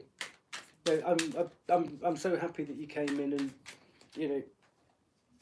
it provides that stability and security that you can bank on.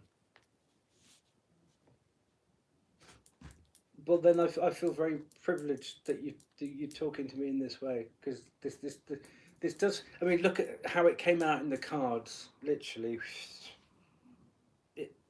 whoa. The goose. I don't know if you see goose pimples on my arm. Well, that's what she does. But if you think about a table, a three-legged table, it'll still wobble in certain directions, won't it? A two-legged table's going to fall over. A four-legged table means a bit of sort of foundation, doesn't it? And you can start building on four legs. Well, you just got that, the fourth thing. You're now in a position where you can start building. Yeah. I think you're in a position you can start moving. Yeah, movement, because you've got firm foundations now. I think maybe even just this conversation, you just needed a bit of confirmation to actually have somebody else just shine a light on you to help you have a structured look back to see how far you've come. Because you've come a hell of a long way and you've done it by yourself. Yeah, really perfect. Sure, Manuel, if you want to put the question in, I do want to finish it because this is a biggie and it's lovely. But yes, even if you put your question in and you need to go, I will still do it. But if you want to hang around. But this is, we actually haven't even got to what was asked. But sometimes you get the cards you need rather than the cards that you ask for. But absolutely, I mean, that's what this is about. Of course you can. But I want you to focus on this Eight of Swords. What words do you need to get rid of from your inner critic? Because once you do that, you're off to the races happy, and you can put some distance between you and the past. What is it that you need to just snip? Because then you can you're flying in the wind, and it's based on a firm foundation. But it's almost like the one legacy card is this inner critic, which can sometimes get a bit out of control, which is what's going to dent your confidence. Yeah, but there you go. Look, it's that sort of battling in your head. Yeah. So I keep trying. Maybe this is for career, because it'll be the same things that hold you back with your confidence to chase the job that you want. They'll be the same ones as chasing the girl that you want. Yeah. So this has changed. This has changed now. You've got the Three of Pentacles about something coming together. You can pull this together. You're no fool, and you've got a lot of drive.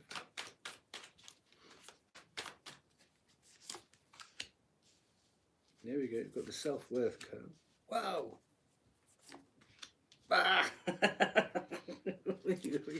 Who are you? This is lovely. So yeah, when it hinges on this. I can win this spell.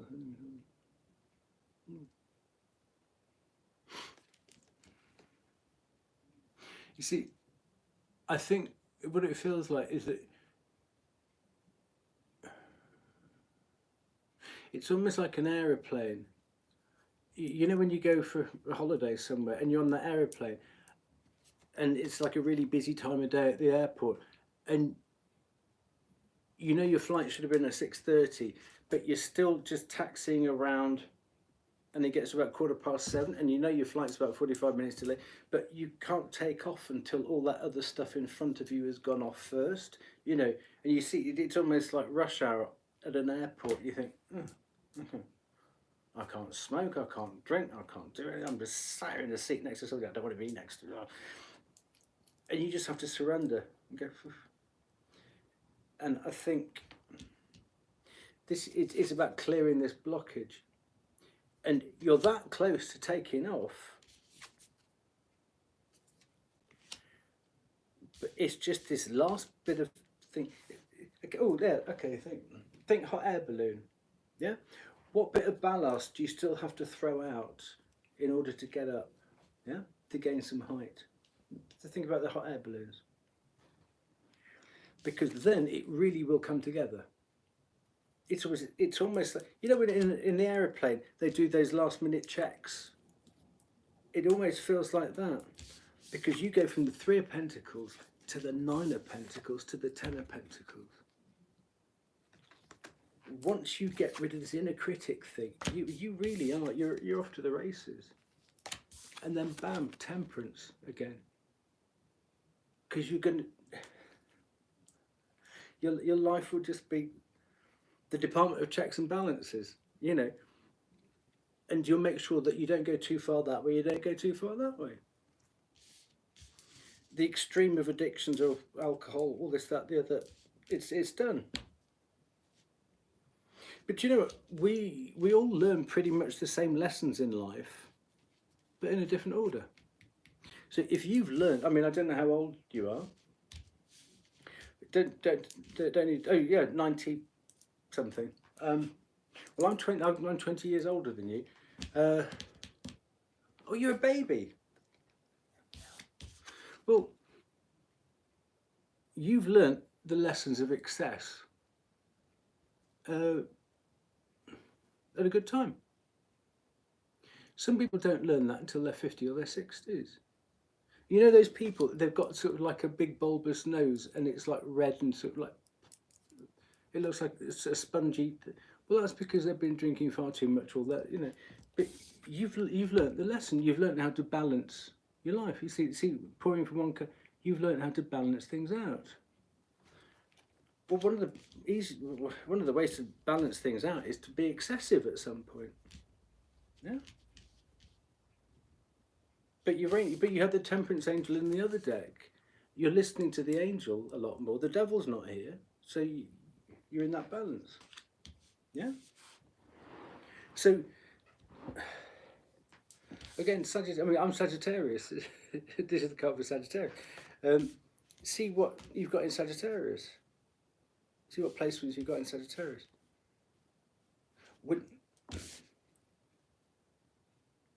What's lovely here is we've gone from 3 to the 9 of the 10 of Pentacles. So this does feel more like the rewards will come. Once you clear this blockage, this inner critic thing, and then we go straight into Pentacles, Pentacles, Pentacles, about abundance. So I don't think it matters. It's about freeing yourself up from whatever last little secrets are left over. A bit like, yeah.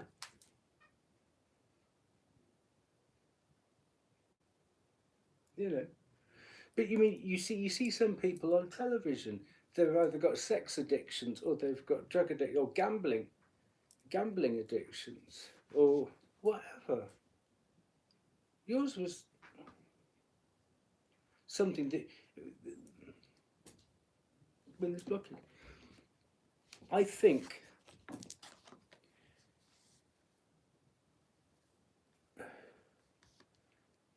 part of the alcohol. I mean, if you actually read the Alcoholics Anonymous, if you don't have to go, just look at the 12th step and the steps that they suggest in admitting that you've got a problem, dealing with it, and then not just walking ahead as though nothing happened, turning back and actually repairing anything that you did, or people that you damaged in the past, which includes not being 100% honest with them if you want to take them forwards. And I think part of this is the fact that you know that you were taking drugs, but your girlfriend didn't. And if you want to get back with her, you can't get back with her with that chasm there, because it'll eat you up. Because you can't meet her for the first time again. So you can't, if you're going to have a redo or patch it, it has to be based on absolute clarity and clarification of why things weren't as they seemed, because actually it'll give her so much more closure, because yeah, she was thinking there's loads of stuff, things weren't what they seemed and why. Look, and it'll help give her closure, because I'm thinking that if she doesn't understand drugs, she won't have understood your behaviour, and she might have thought that she brought it on, she brought something out in you, and she won't understand it, because if she only understands alcohol, she won't understand drug behaviour.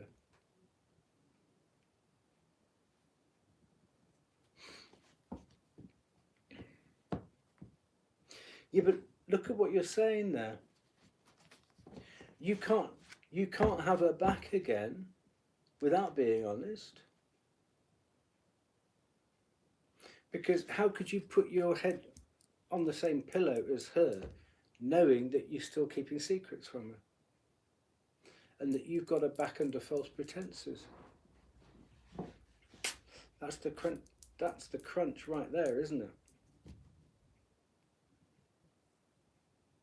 Because she's going to say, look, if I'm getting, I mean, I'll pretend to be her. Well, is there anything else you haven't told me? If I'm going to get back in touch with you, and you told me you've got rid of all your bad habits, then I'm going to say, if you'd have done this before you met her, then it would have been none of her business. But because you did it whilst you were with her, nobody deserves anything in life, but it would only be right to give her the full explanation. I mean, just like full disclosure. Does that make sense? Because you're going to feel even worse about yourself if you win her back round again, and then every time you look at her, you think, I've lied to her by default. But you carried it on.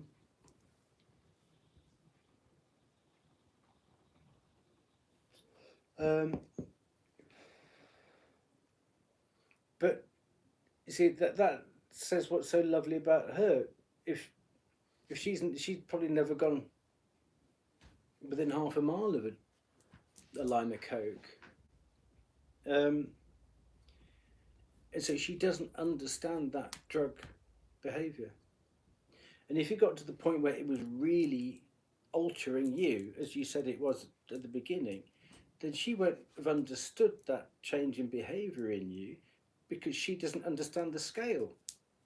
She's looking at alcohol, so she's looking at, like that, but you were out there. So she must have so many questions. And she sounds like a very nice person. I'm just getting a very nice person who's confused. And if people like that tend to go, well, what did I do wrong? What was it that I was doing that made him go like that? Because I only understand that through the lens of alcohol. Yeah. So if you just read up on the 12-step AA plan, it's about going back and actually saying, look, this is what was going on at the time. You weren't aware of it, but I need to empower you and give you some answers and maybe help you stop, because I'm sure she's going through a bit of that as well. So you could both get rid of that. Yeah. Because then that's what would bring the Three of Cups and the Three of Pentacles together. So you can both put it down. Yeah. And it probably would lead to something much more stable together. And that's the sort of the getting back together again card.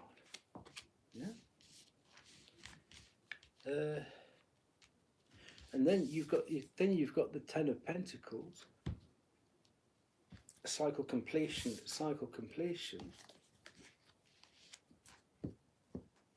Is this?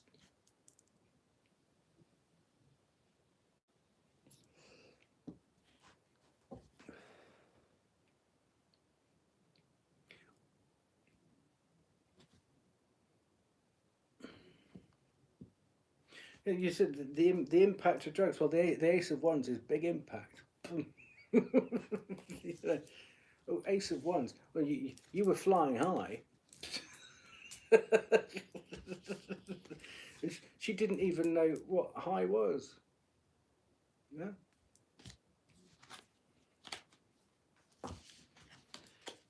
Let's get some more out. This is fascinating because it's nobody else has asked any questions, have they? I don't think. Yeah. Nobody's even. People have said, "Can I ask you a question?" But they haven't actually typed it, have they? Okay. Okay, we'll carry on then. But you have to. It's almost like having a very full wardrobe. You've got to throw some t-shirts out before you allow yourself to go and buy some more. You know. Nobody knows your past. Well, your past overlapped with what was present with her, didn't it? So whatever that Venn diagram is there,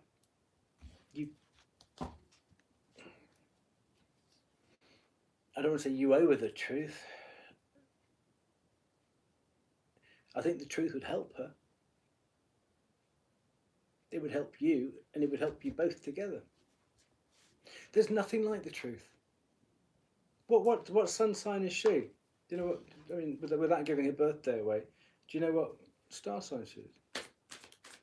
If she's Sagittarius, then you better do it, because she's gonna know anyway.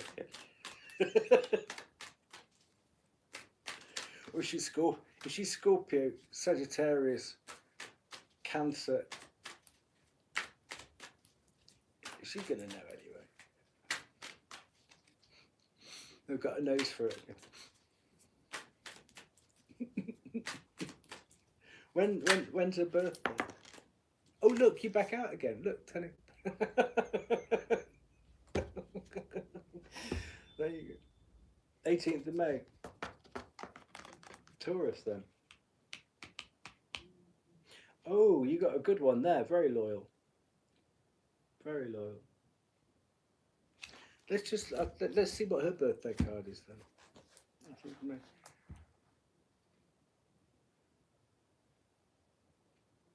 Was she just Gemini?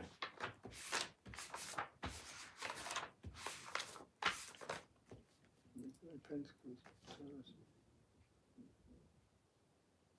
Oh, she's at 7 of Pentacles. She's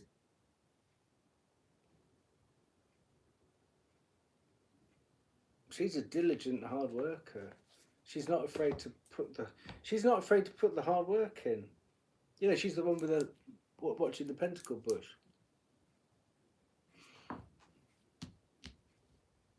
Ten of Cups and 7 of Pentacles, nice mix.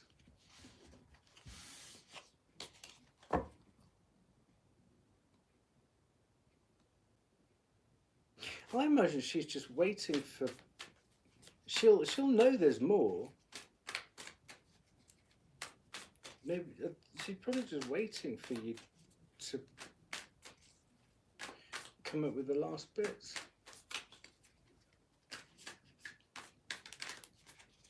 Do you? Yeah. I'm very patient. I'm very loyal.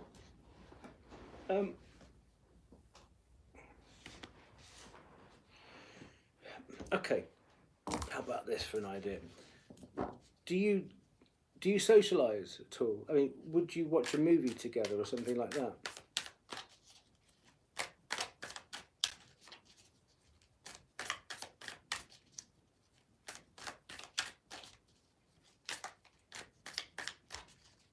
Because I'm just thinking, can you go to like get a DVD out? Or people don't do DVDs, do they? Have you ever like take her to see Train Spotting?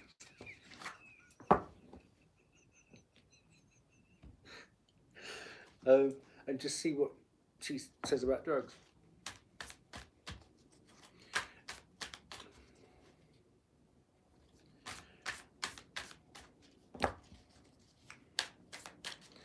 Because then maybe if she sees that kind of behaviour on the screen, maybe she'll identify, and it would be a bit of an icebreaker as to Okay, well, I used to behave like, you know, I used to behave like that.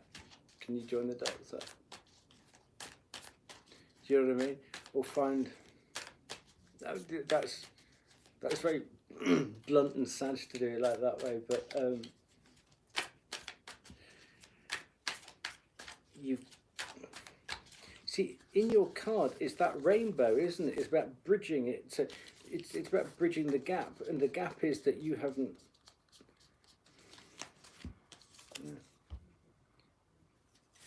How are you going to bridge the gap from not telling her about it to telling her about it? Yeah. And to have this harmony here. How are you going to do it?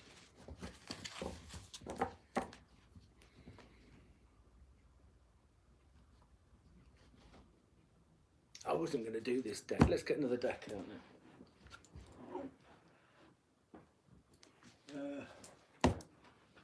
Where are we?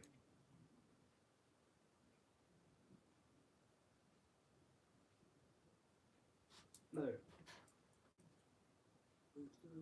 Here we go.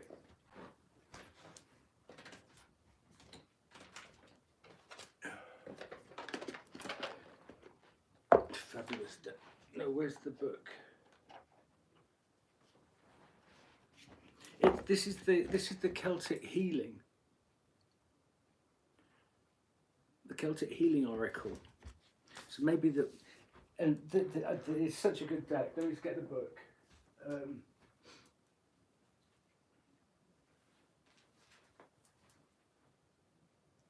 I use it to prop something up. The other day when the camera wasn't. Oh, no.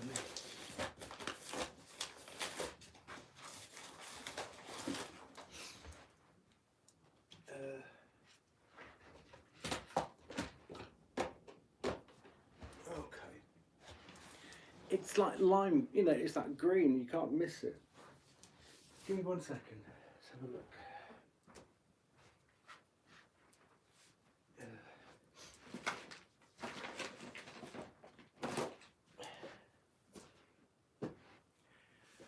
Okay.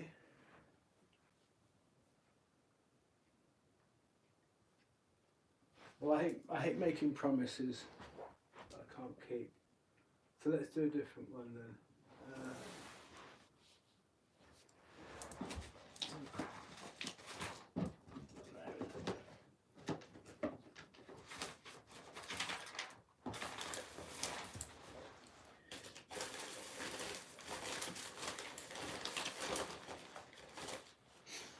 Okay, what I will do, because I can't find it now, I will do one of these for you, and I'll post it as a separate thing. Okay, but I'll leave it out. It's just I can't find the book right now.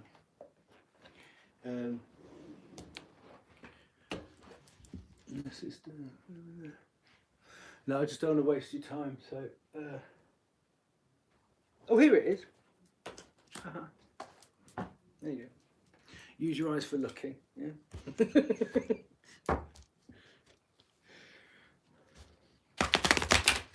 Right. So you tell me when to stop. Yeah. So you choose the card again, because you've chosen some pretty good cards. Yeah.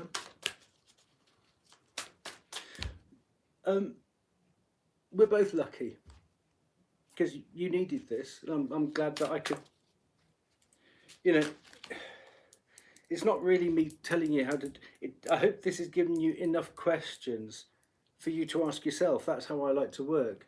It's for you to ask yourself, you know.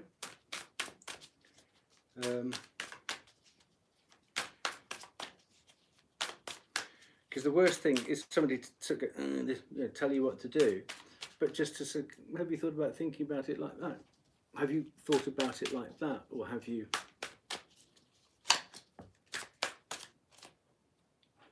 Okay, stop.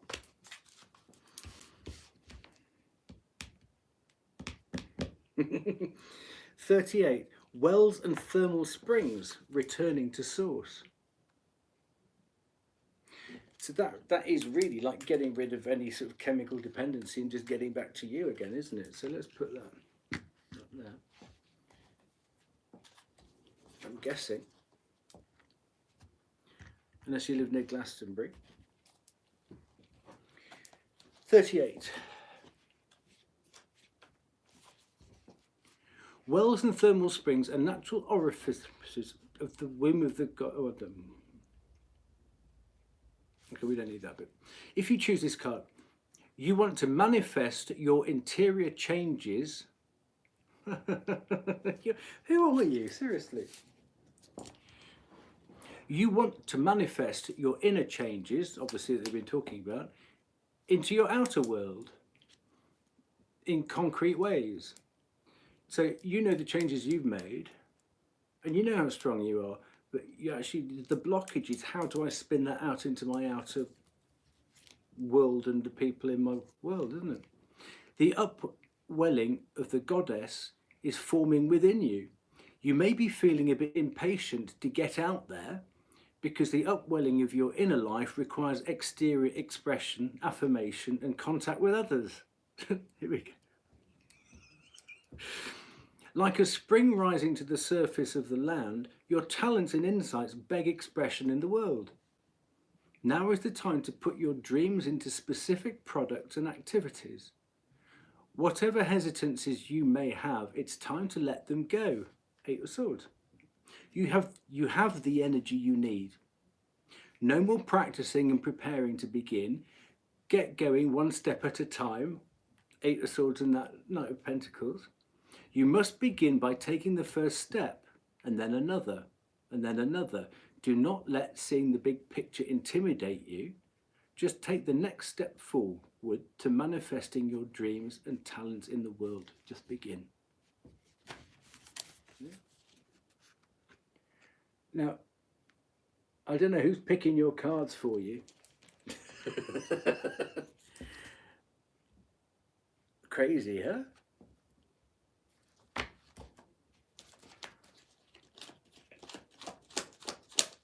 I mean, the whole thing about that card is you can't go left, you can't go right. You have to take, I mean, look, you might even walk through a few puddles, but you've got to just one step at a time, tiptoe forwards. And you do it by intuition, yeah? I'm shocked by this. This is one of the best readings I've ever done for anybody live like this, you know? But this is the whole, let's just go that again, you see. So the changes you made in your inner world, you want to express them and come back out. Yeah. And you are getting a bit impatient about how do I get it out there? How do I translate it into, you know, not from what's in my head, as you've been saying, but I want to communicate it. And now is the time to put your dreams into specific products and activities. And the whole thing about this one, get going one step at a time. Well, you're not going to rush, are you? You're not going to rush if you're blindfolded and tied up. It really is just about, and that movement will probably loosen things up, and the blindfold and the things will fall off naturally. Yeah. So do not let seeing the big picture intimidate you. Well, you can't see any picture at the moment, can you? So it is about returning to source. So I don't know if you have a faith. No, faith is very different from religion, but it's about communicating with upstairs. And you seem to have very good link upstairs with your ancestors, or however, you know, I'm not going to ask about religion. I don't know what's happening between me and you and the cards. I don't know, but you're pulling some crackers tonight, I tell you. But just do focus on that inner critic. You'll see lots of YouTube videos about dealing with your inner critic. And if you want to go that far, it's about reparenting yourself. If you need to reparent yourself, just to learn how to reparent yourself, and just to change the inner dialogue. But this is fascinating for me because I mean I know that I had to do all this as well, and this is part of the forgivenessy thing. And if you've got the opportunity to go back and give honesty and clarity to your ex-girlfriend, who wouldn't have understood what was going on, or what she was, you know, part of, you're actually educating her.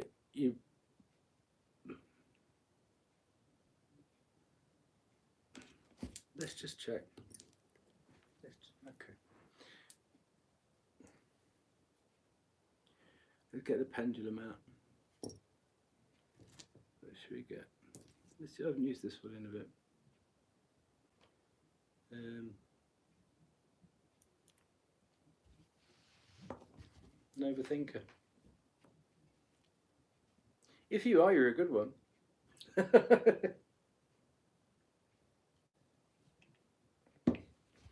It's a fine balance between not an unthinking, uncaring person and overthinking. Well, it's nice to know that you are thinking about it, you know? Okay. Okay, which way around is yes? Which way around is yes? Which way around is yes? Which way around is yes? Okay. You see, that's the yes way around. So, as you can see, that's going around that way for yes. So I'm just going to go negative now. Okay, I'm going to think about people I don't like. Which way around is no? Which way around is no? Which way around is no? Show me a no. I hate you, I hate you, I hate you, pig. You see, that's going around the other way now. When you turn the energy negative, it goes around the other way. Okay? So if it goes around that way, it's a no. That way is a yes. Okay? So do you want to, you got, rather than cards, I think you've got some, you've probably got yes or no questions, haven't you? So do you want to do yes or no questions? So,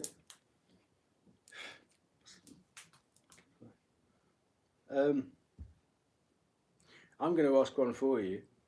Is it a good idea to tell? It's already going yes. Look, that's going to go huge. Could feel it. Yeah. Do you know what that was? Have that conversation. 91, 01, 11. You're in your You're both in your 30s, yeah?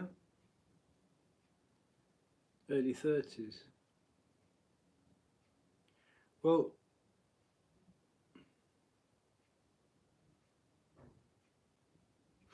can I just check? She's around the same age, yeah? She's not hideously younger.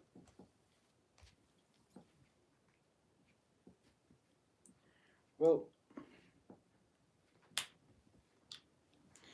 let's we look at the clues. Okay. She hasn't got with anybody else. You've got that on good source.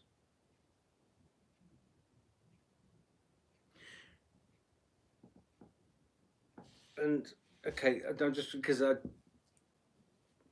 I'm a confirmed bachelor, so I'm just trying to think. It's not a conversation I have very often. Women's bits and pieces don't last, you know, forever. And there are premium years, or up to a certain age, where it's advisable. Do you know? What have I just done with that? If you're going to have kids, before a certain age.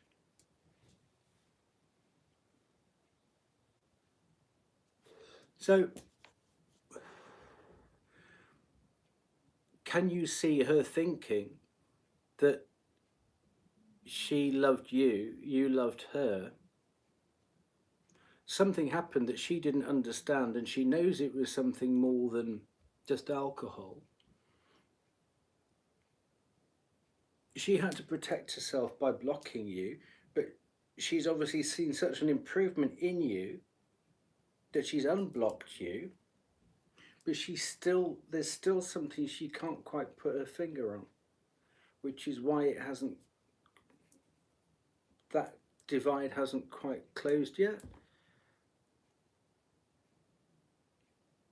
And instead of making her ask you about it, you need to be that knight in shining armour who goes in there with the truth and goes, you know, I didn't even know what I was doing myself, and I'm sorry I put you through that. Does that make sense?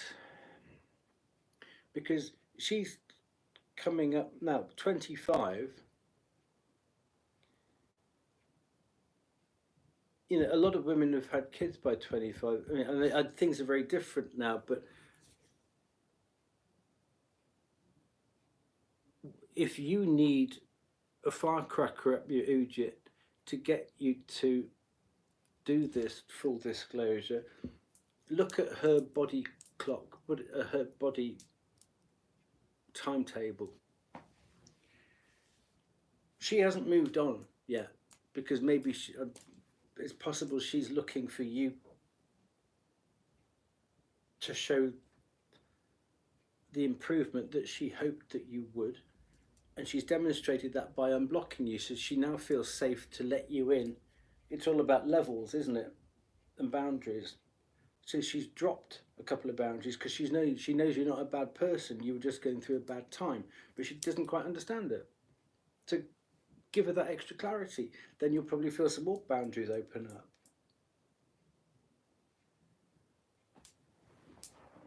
Well, that might be because she's unhappy. Comfort eating. Because she knows there's a man out there she loves, but she can't quite trust him yet because he hasn't told her the truth.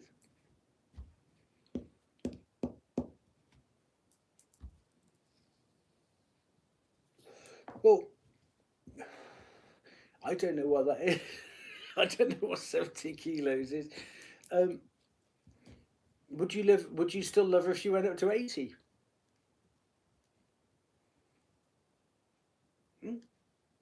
Okay, well, can you see that you could take quite a bit of this stress away from her? Because there's obviously a lot of love there between you. You know, you've gone away and you've got rid of your bad habits, and what you're wanting to do, you definitely want to pick things back up with her. So yes, you've done it for yourself, but you've done it for her, but you're not giving her the, I don't want this to sound mean, but you're not being completely fair with her because you're not being completely honest with her. Well, there you go then. Get her some donuts and push her up to 140 kilos. But then if she's happy, then that will probably drop off, because she'll probably think, oh, he loves me again, and you might even start going to the gym together or something like that. So there you go, perfect. So that's what love does. You know, it's not about perfections, it's about imperfections. You love people for their imperfections. You don't walk down the aisle going, do you like the perfect bit of me? Do you take all the good bits about me and I take all the good bits about you? No. Do you love me warts and all? Yeah, because I love you warts and all too. And it's about acceptance. It's the contract of acceptance. It's not about how many peacocks you've got waiting outside and how many doves are going to be released. You know, this wedding thing's got crazy. It's about, do you accept me? She's not allowing you in to her heart yet, because you haven't given her the truth. She knows there's more. Women know more than, you know. They've got a thing. Because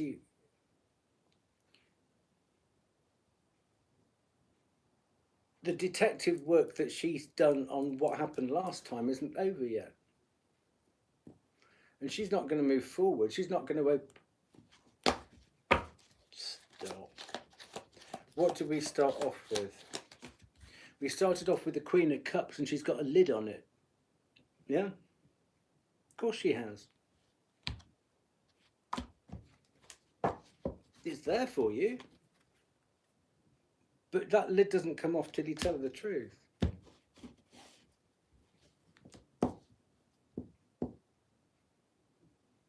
Now, telling her the truth about the drugs is part of your forgiveness for yourself, plus it's empowering for her.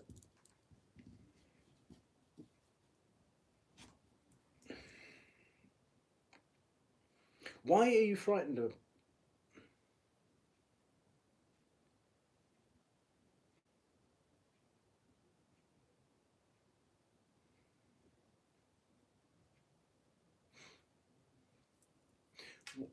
Why are you frightened of telling her about the drugs?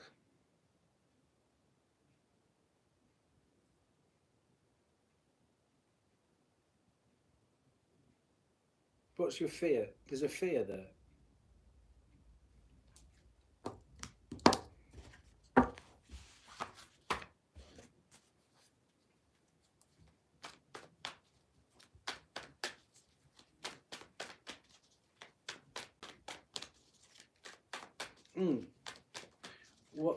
What is this fear about telling her about the drugs?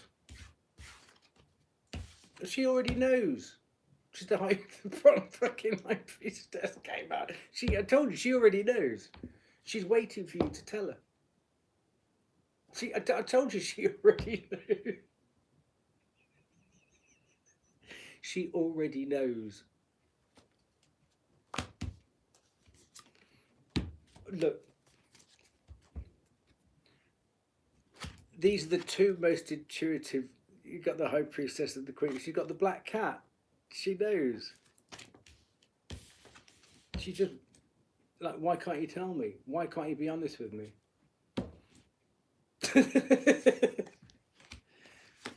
We talk about pregnancy, the Empress. Yeah. That's the only way through this. Six of Swords. Again, you've got the Six of Swords. The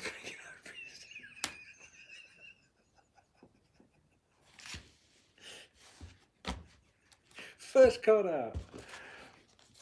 Wow. Yeah.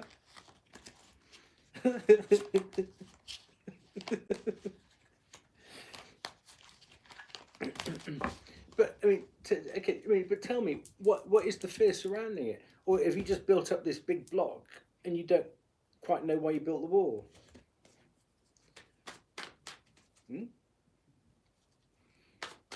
These.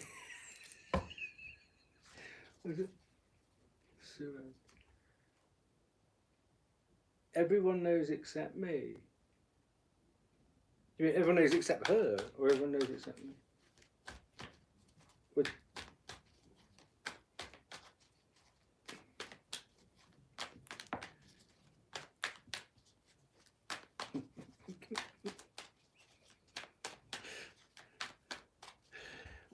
everyone knows it.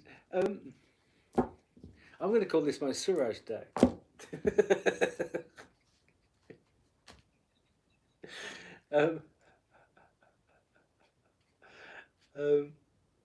So let's look at this fear then, shall we?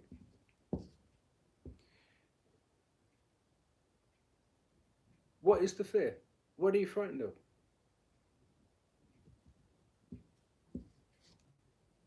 The truth. Honesty, truth, clarity. That's what you need.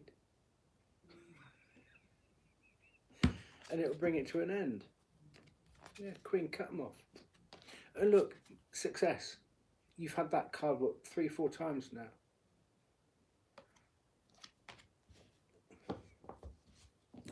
I wasn't expecting this either. It just shows you the power of energy there, doesn't it? No? And yeah, I did try and steer it around to job, but it's been more about you which is then leading into the relationship thing, I think, isn't it? Because it's been hammering away, that's the blockage, and you're not allowed to know about the relationship until you clear the blockage. Yeah, drive it through.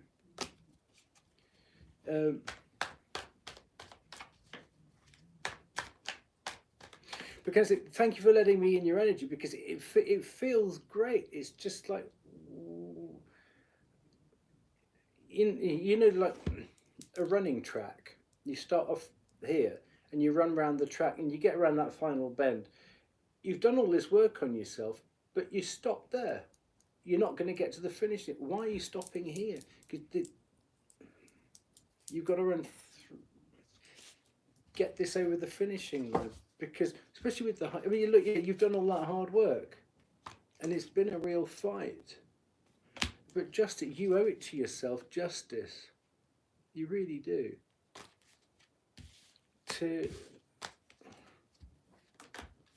Because you haven't done all this. You haven't done all this work on yourself just to turn away when it gets good at the Eight of Pentacles, Eight of Cups. Then she may reply, are you? I think.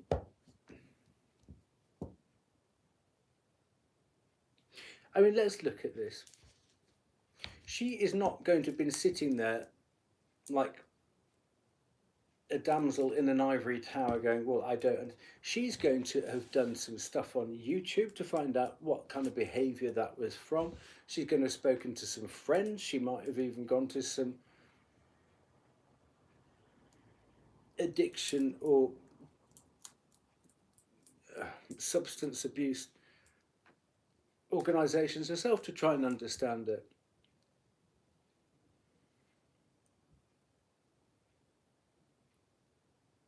But let's look at it from her point of view. How can you imagine, how on earth could she approach you and say, were you taking this, were you taking that? No, because you were doing it, you have to bring the truth to her. The onus of initiating that conversation really does need to come from you. Do you see what I mean? Because how on earth could she possibly bring that up in conversation with you? She's probably desperate to talk to you about it.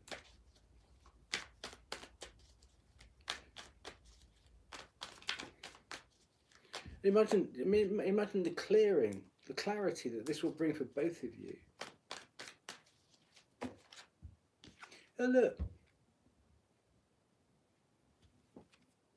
You bring her, you know, it's like she's blind. She's had to sit down. And this is the lower register high priestess. It's like she's got all the tools. She's like Kill Bill. But she's blindfolded. She doesn't know how to approach you on this topic because she doesn't want to offend you. It will do. Absolutely, release the burden. Absolutely. You've had that Eight of Swords blindfolded, caught up like that. And look, and she's had to sit down. She's blindfolded too. So if both the blindfolds come off, then you can actually finally see each other, you know? And look, there you go. Again, Six of Swords energy. Going from a difficult situation, choppy water, to calmer water. It's how to do that rainbow, isn't it? Yeah. And take back control, the Emperor, of, instead of letting, you're sitting there with your blindfold on, she's sitting there with a blindfold on, go, right. Instead of this just like wafting around like flotsam and jetsam, you get, right, come on, I need to talk to you about this. Bam. You might not like it, and then you can put it to bed. Yeah? And bring a nasty chapter to a close. Yeah? And then turn away from it, putting the past in the past. Yeah? But, okay, you probably might have 2, 3, 4 fears about this. What is the main fear about telling it? You might not want to talk. If you don't want to say, just say, I don't want to say. But this is fear-based. And actually, I learned a very good expression from somebody who, there's a group that I spend time with, a fantastic group of readers and astrologers on here. And instead of giving into your fear and letting your fear sit up there dictating, you say, okay, hello fear, come on, sit down here. What are we going to do today, fear? And talk. You don't avoid your fear, talk to your fears. And then bring them from down there and sit next to them. Okay, so what fun are we going to have today, fear? Make friends. You make friends with your fears. You don't fear them anymore. You make friends with your fears. And then, again, and you shrink the fear. What are we going to do today? Fear.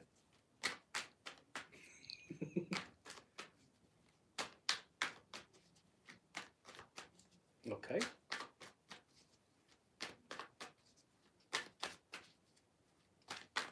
But I can't see anybody who comes offering truth, an explanation, and a missing piece to a puzzle to give somebody that they're going to think that they're going to think badly of you. That's just not how. It's your fear is of whatever it was is. I mean, that was probably while you were still going through it, wasn't it? But she blocked you because she needed to protect herself. But if you're showing up with the truth and going, look, I've got to be honest with you. That was then. This is now. You know, but I don't. I don't even drink very much anymore. Blah blah blah. I can only apologise that you got caught because you didn't deserve that. There you go, strength. Yeah, there you go, the strength. I've tamed the beast. That's yeah.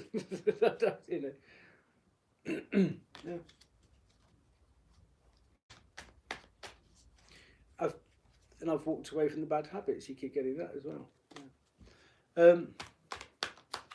I can't see because it's empowering for her.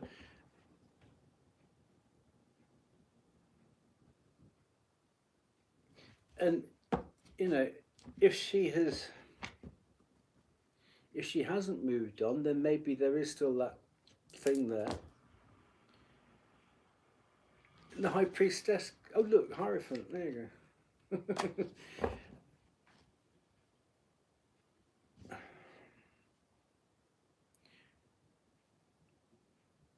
You're in touch with her dad then? You said you're in touch with her dad. Well, if her dad thought that you were a bad person, her dad wouldn't even talk to you, would he? Am I right in remembering that?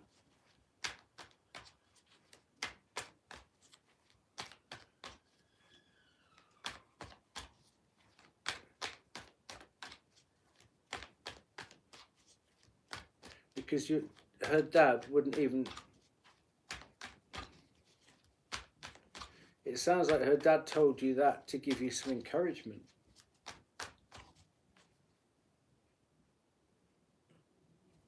Well, there you go then. You don't choose who you fall in love with, do you?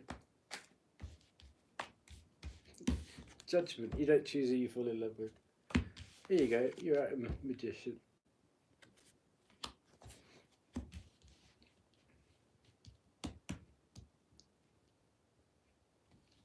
So who did you say you had it confirmed from somebody else that she wasn't seeing somebody else? No. It's going to put my legs over here. Was it a friend of hers? Because I think, she's been hanging on. If she's not gone on with other people, she's...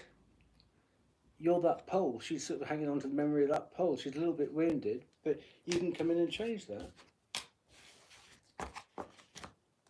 Is it the power of truth, honesty, clarity.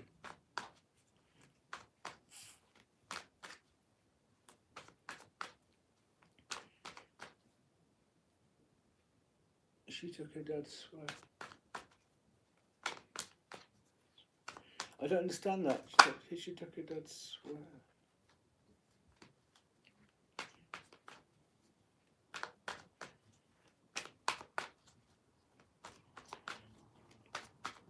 Okay. Now we've got more. Oh. Now we've got more out. Let's go. Let's do this.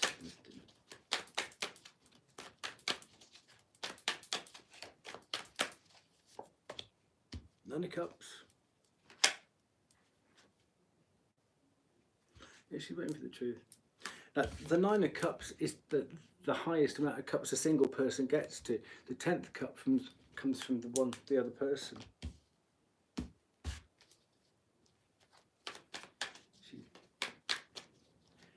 She said, "Dad, swear."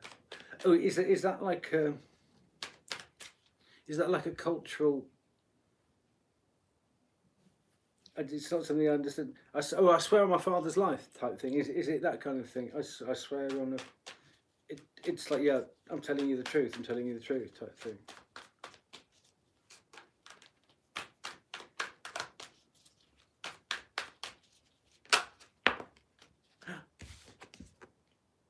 Queen of Pentacles. Whoa. Nine of Cups, Queen of Pentacles. Okay. No, thanks for clear. I've just learned something there. Cool. Thank you. Oh, wow. There you go. Strength card. Nine of Cups, Queen of Pentacles, Strength card.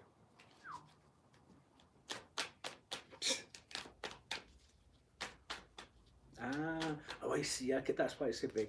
Okay. So if I'm lying, then my dad. It's that kind of an oath type. Okay. Yeah, you don't do that lightly.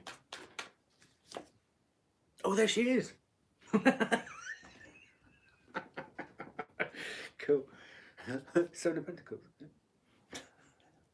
She's fine. She's made an appearance.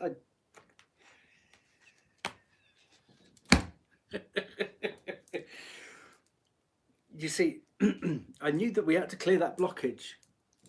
And what's lovely is we've got somebody who's waiting to get their 10th cup, yeah? Who knows her worth, who's tamed some beasts, has shown a lot of strength. And there she comes. There she comes. There she pops out.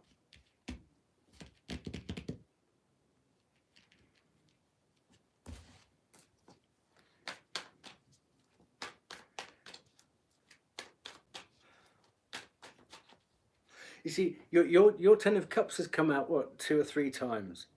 But this is why I wanted to know what her birthday was. Bam.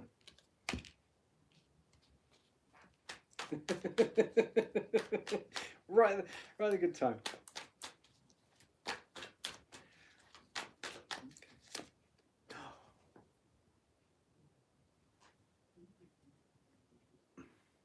You know what that means, don't you?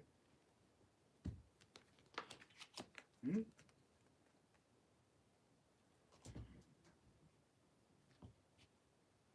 I don't want to jinx it.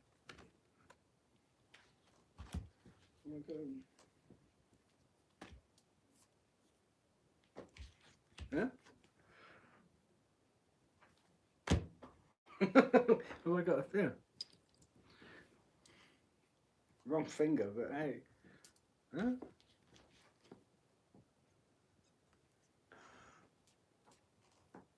Well, that's the Hierophant. It's like somebody you would go in front of your mighty power with. Mm. So you've got somebody looking for their +1 who knows their worth. Yeah, she pops up like that, and all of a sudden we get that coming out. Celebration and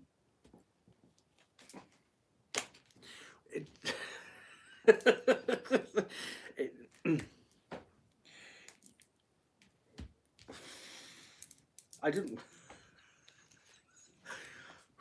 It's getting hot in here. That's crazy to have those two cards. Yeah. And we've waited a long time for her to show herself.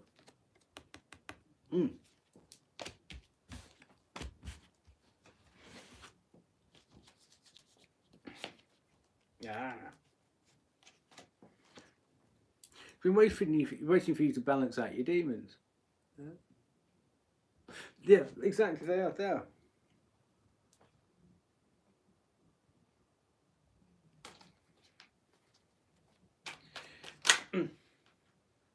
But what's lovely is that you've got a very clean, honest energy, which is why these cards have come out the way they have. I mean, crazy clarity. But which is why I kept hammering away at why that blockage. Why can't you tell us? Because that's the blockage there. And once we clear the blockage, here she comes. I mean, you see how this works? Yeah, and you can start cooking with gas. So what else have we got here then?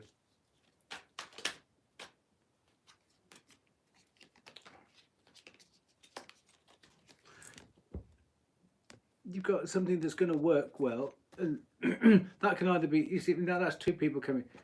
It can either be two parts of you coming together like it was before, or that's the love card. That's people coming together for love.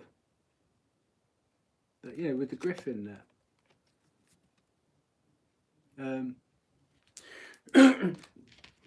May I just ask you? I'm guessing you're from like an Indian background, or sort of India way culture.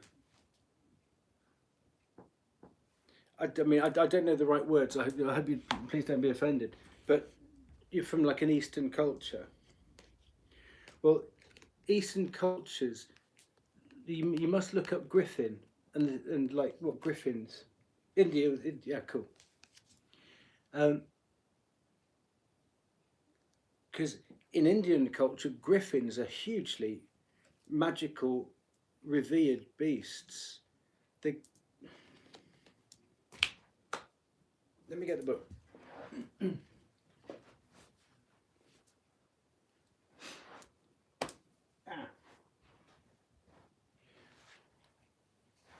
I'll read you about Griffin.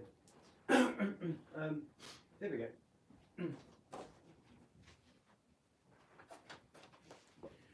But obviously, because gold is very highly revered, and it's a lot to do with weddings and stuff in India, isn't it?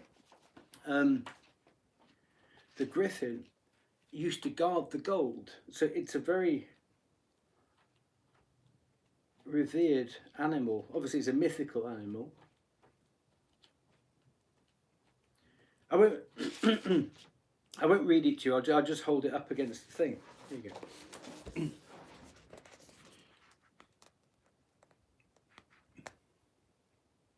There's the Griffin. So if you want to sort of pull that back, the Griffin, it's a very protective thing. Maybe one of your spirit animals is the Griffin. And what I wanted to say, her family name was Griffin, which is why I love Griffins. Yeah. It's a herald of good fortune and signifies that luck is on your side. According to legend, Griffins had a fondness for gold and precious gems, and their nests were rumoured to hold rare and valuable treasures.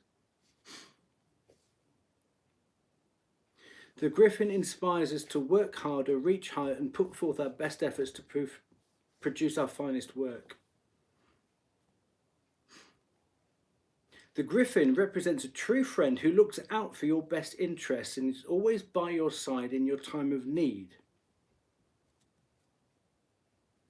It sounds like you might have a spirit animal Griffin. Check out the Griffin, yeah? Because I know that I've got a Griffin kick. If I start going off the rails, I've got a Griffin that kicks my butt. Oh, It's probably her. 10 of Cups. Here we go. Into speech. Among all castes. Oh, are you Brahmin? Is it Brahmin?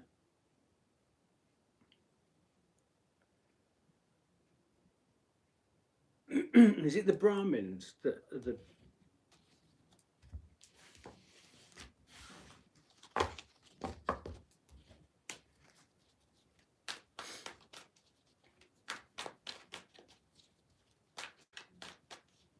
Okay, cool. Nice.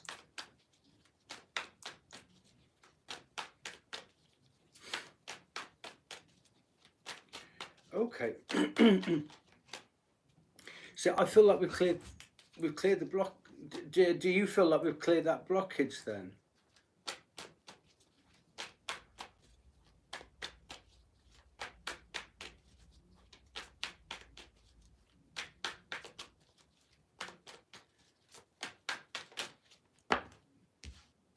Cleared the blockage. Yeah, we'll come out of the fog.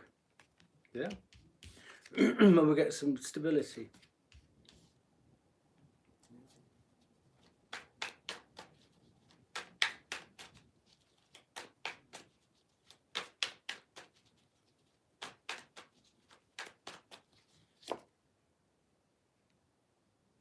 Yeah.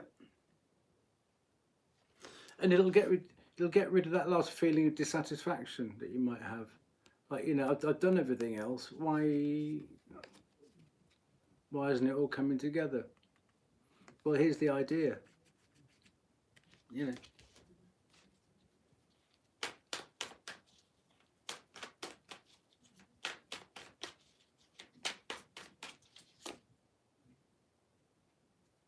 I want something with that. Yeah.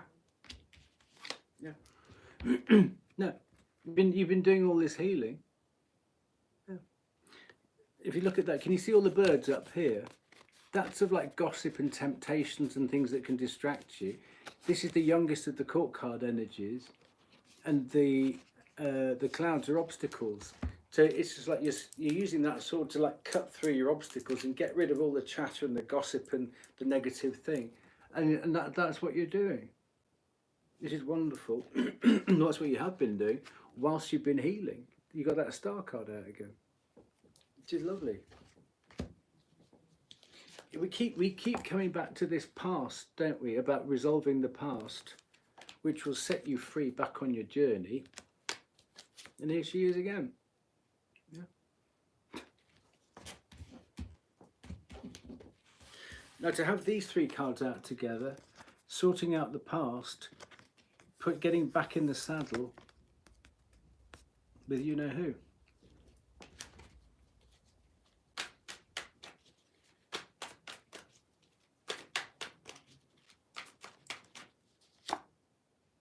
No, look, yeah, same cup, 9 of Cups again. It's almost like she's just waiting.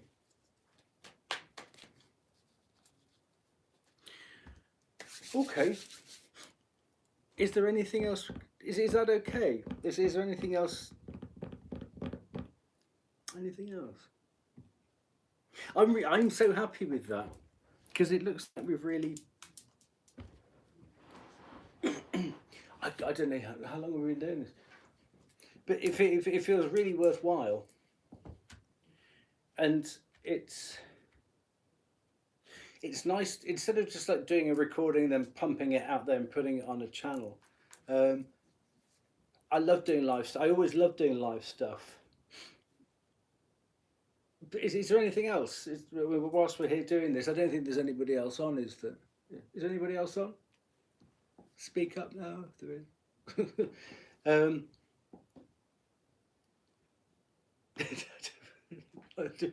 Because I get such a buzz from doing this. I love it. Don't hide the video. No, I won't. I'll leave it up.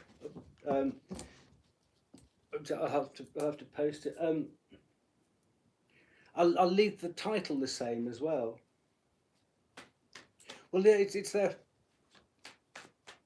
Do it, and if you subscribe, and so you'll get anything else coming up. Because I'm about to do a whole load on, because we're in Pisces season now, so I'm about to do a little mini series on Pisces as well. So if you click the alarm, you see the little alarm bell. If you make sure that's white, you'll get all the posts.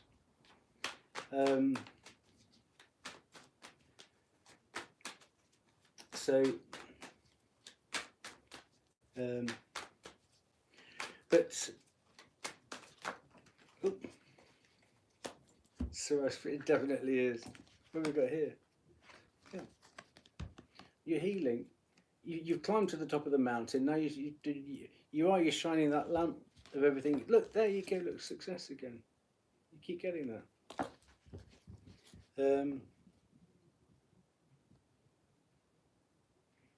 This one.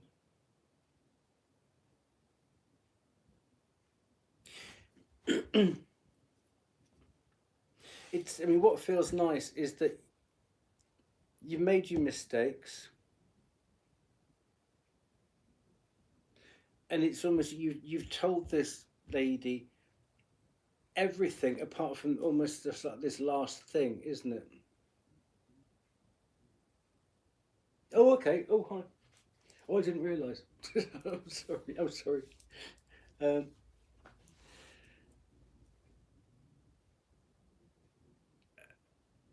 But this is like the one thing. It's like there's that story about the princess and the pea. You could put as many mattresses there as you like to get as comfortable as possible. She's still going to feel that pea. Do you know that story, that fairy tale, the princess and the pea?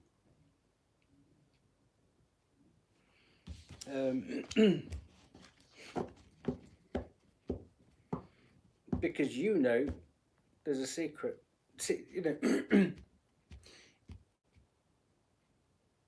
Okay, you don't have to answer this. Yeah, there you go. And it's the one thing and it's a massive chasm.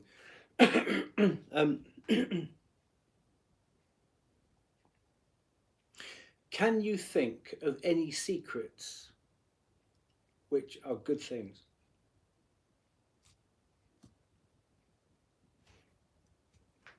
In all honesty. I'll type it in here on my other account. There'll probably be a little 5-minute YouTube video of it.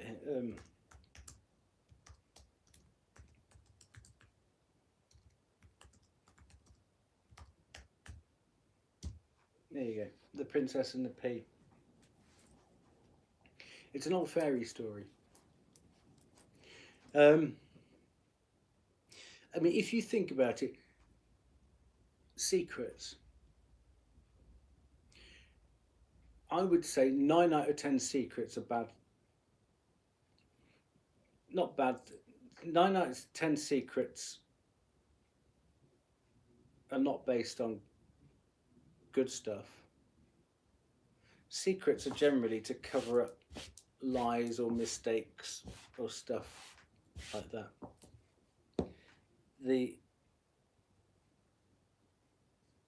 It seems that the only good secrets are temporary secrets. It's like a surprise party or getting somebody something as a surprise for a nice surprise. Long-lasting secrets aren't good. They're to hide things or masquerade or cover things up. Do you know what I mean? If you look into what is a secret and why is it secret and why does it have to be kept secret, it's to defraud somebody of the truth.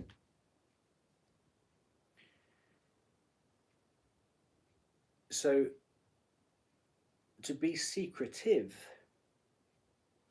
causes mistrust in another person. If that person knows there's something, but they can't put their finger on it, they can still just watch your actions and your behavior, and they know you're being secretive. And that means the heart is closed. Once they sense the clarity about that feels like the last hurdle. Yeah, heart opens up. Does that? Yeah.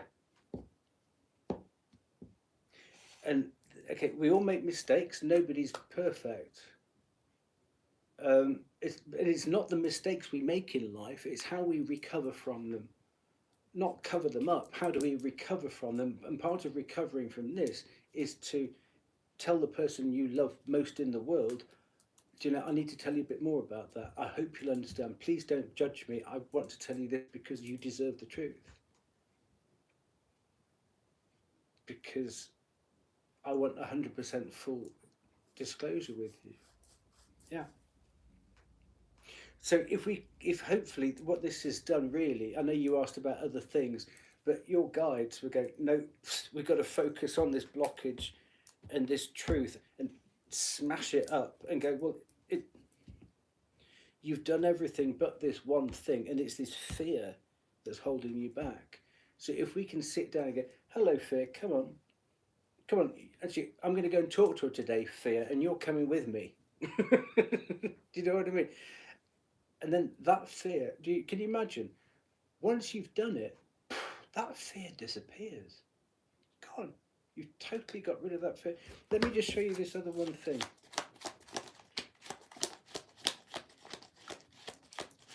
Because maybe this will help you understand it. I mean, what I love doing is using tarot as, yeah, exactly. And it's understanding the power of fear and then how to emasculate fear. Because it doesn't have to be there. Because it's all in that Eight of Swords up there. Yeah. Right. Oh. Now, you had that Eight of Swords, that woman who was like that and blindfolded, and that's very much what we do to ourselves. The next card, the Nine of Swords, is that, can you see there is no light there at all? There's no light. It's total dark. There's no hope. There's despair. It's dread. Oh God, I wish why can't I tell her? I'd love to tell her, but I can't tell her. Fear. All those swords, yeah? It's like a prison cell. And it's in your bedroom. You can't get to sleep, 4 o'clock in the morning, you've got no one to talk to. Like, why can't, there is no light. I mean, look, head in hands. And this is your sanctuary. And so you turned your sanctuary, your bedroom, where you should be going to, get rest and recuperate and revitalize. You turned it into a prison, a torture chamber for yourself. Now, then you get the Ten of Swords. So you go from the Nine of Swords to, now the difference between those two cards is that you actually take them and you put them down, yeah? And the difference is the light, that you let the sunshine in, you let exposure in. So can you see, like the dawn breaks here, so actually what happens is you get rid of the fear goes, and then you just deal with whatever happens afterwards. I mean, it's a bit dramatic there, but you have to let that sunshine in, and by having that conversation and letting the truth or the sunshine in, that's how at 10 you bring it to a cycle completion. Okay, so if you want to look back, the difference between the 9 and the 10 of Swords is what you need to do about shining light on it. Okay, exactly 4 o'clock. Oh, is the sun coming up with you? Did I just say 4 o'clock in the morning? Is that what I said? Oh, you sleep late because of, oh shit. Really? I mustn't sweat. Is that what I just said? Yeah, you're wide awake at 4 o'clock in the morning, turning your...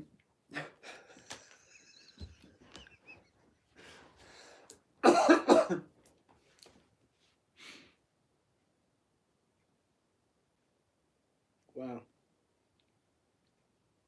We've got a damn good connection then, you know? I'd love to read for you again. Bring me all your problems.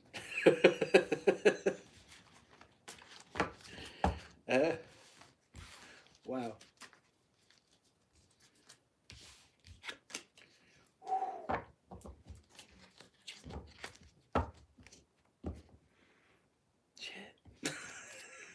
I'm impressed.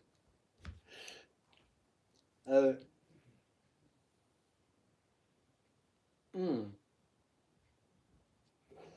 listen, it's to you. Can't taste. Here's to you. Cheers.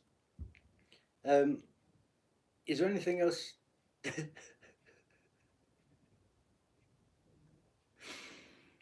Is there anything else? I mean, whilst we've got this going, there's nobody else around. I can't see anybody else around. Is there anything else you want to ask? Because it's like we've got open channel at the moment. But doesn't it just? It's possible. This kind of connection is possible. I mean, right from the beginning. Right from the beginning. I knew it was going to be a good reading.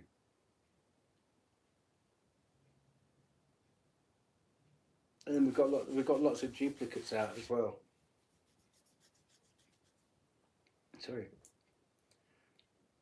I'm getting. I'm so happy. Thank you for coming in, because this has been a beautiful reading.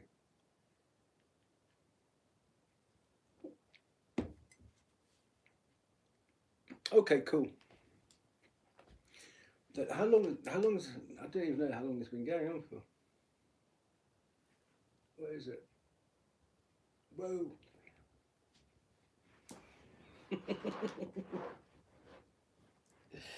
Anyway, but I mean, that's what's so lovely, is that, you know, when you can really get in and thrash out energies like that, it shows what you can do with cards and with pendulums and what have you. And it's such a shame that on YouTube, oh, Nick, did you want?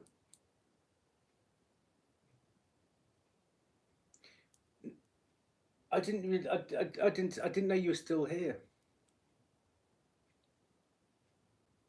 Do you want me to do you a quick reading now that we've finished Suraj? A midget wrestling match.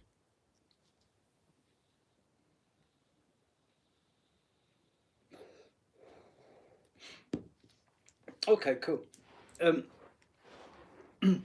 Well, Suraj, keep in touch though, yeah? And it's been a real pleasure. It's been a real honour to do that. And what I was going to say was that, you know, the thing about YouTube is that people tend to look at 5-minute videos or 6-minute videos, but you know, when you can really get into somebody's energy and thrash out for, it didn't feel like, it feels like 15 minutes to me. Anyway, Suraj, thank you very much. That's been a lovely reading. Thank you. Thanks for letting me in your energy. So we're going to knock all that out now. So Nick. Well, no, thank you. I've loved that. I've loved that.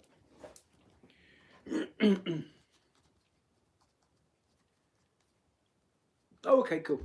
So which deck would you like? Would you like a Celtic healing or a Celtic magic?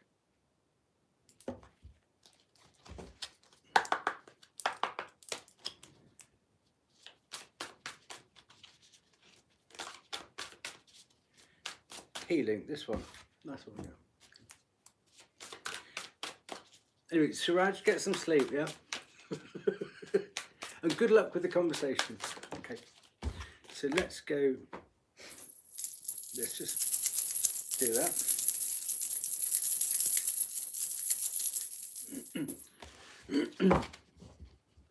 So Nick, when's your birthday? Just to get your deck and got, not the year, just the day and the month.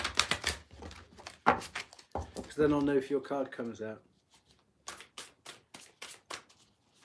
Take care, Suraj, yeah? Let me know how it goes. Let me know how it goes, yeah?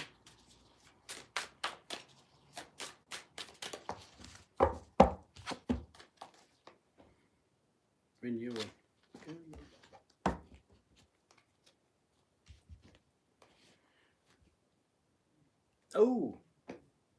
Your first deck and satellite. Are we speaking about this in the past? So you're the Eight of Wands, you're the Magician, you're Temperance, and you're the King of Wands. Yeah? I can tell you that because they're exactly the same cards as me. I'm November 23rd. So.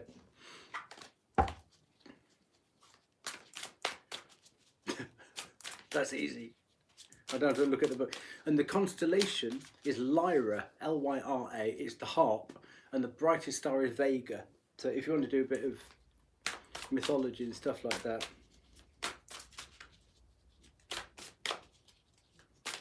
So what area,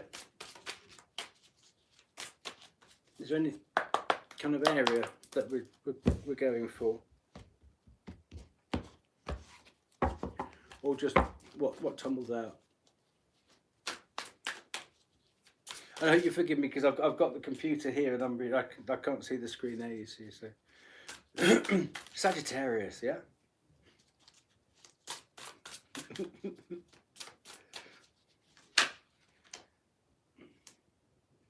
Shapeshifting.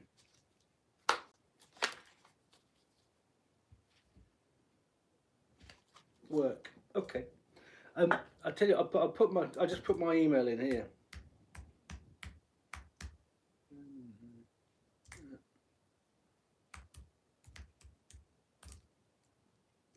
Okay. There you go.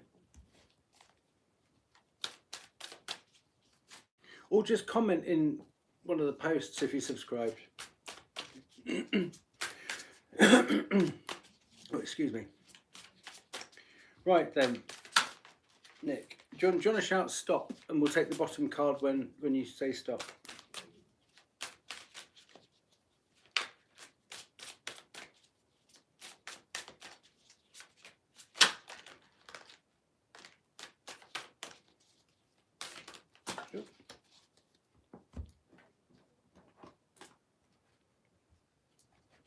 Yeah. Right, you've got an option. Would you like one of the three that flew out on the floor? Or would you like the bottom one from this deck?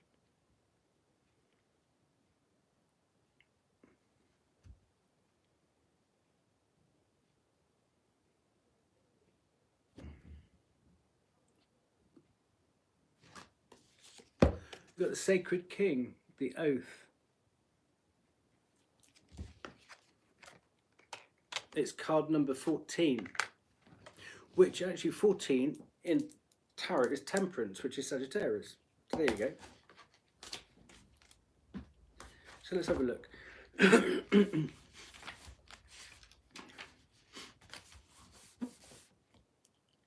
Okay. If the royal cloak fits him, the royal chariot obeys him. The stone of Fail at Tara, which is the Irish mythical, is like Camelot, shrieks at his touch, and the goddess anoints him. A mortal man is chosen king of Ireland. Yeah. Bound by sacred oaths to govern wisely, the king's authority is constrained and obliged by duty. The sacred king signifies honourable and responsible actions. So if we turn that into this work thing then, so honourable and responsible actions within the workplace, if that makes sense. Okay. Excuse me. Okay, if you choose this card, your actions must be especially honourable and unselfish. You are in a situation of responsibility requiring you to protect the well-being of others. Your sense of honour and duty demand that you put aside personal inclinations in order to serve others.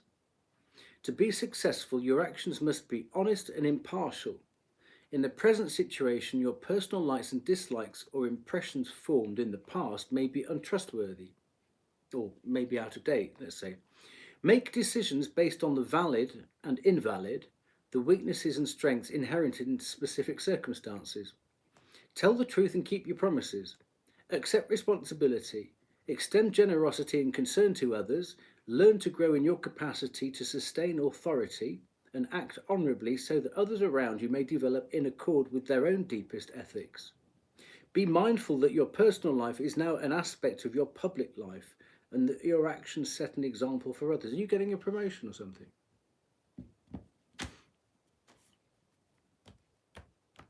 Are you up for a promotion, Nick? Or are you looking to go into a more public role?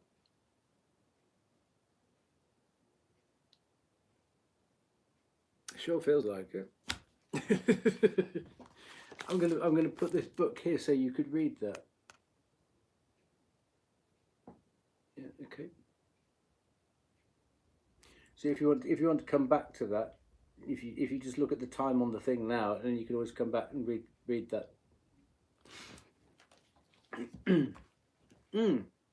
So your actions must be especially honourable and unselfish. So is there competition for this? Is there like a bit of a scramble, a bit of a bun fight for this position? Is it? I'm lead maintenance, looking to be maintenance. Okay. Is there a bit of a bun fight for it? Or is it a bit of a dirty fight? Trying to get the position.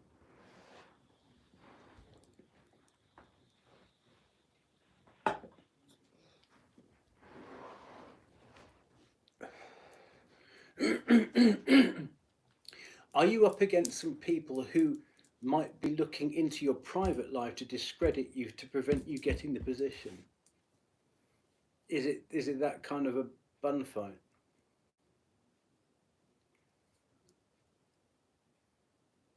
Or somewhat the current manager fell?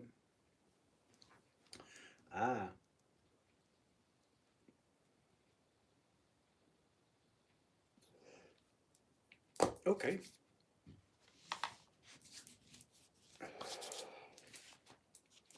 Let's see what we got then.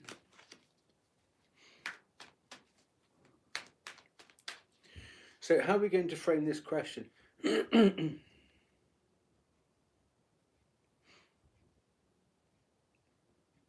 Should we look for the best, the smoothest, the most honourable path about, is this person likely to get the push anyway?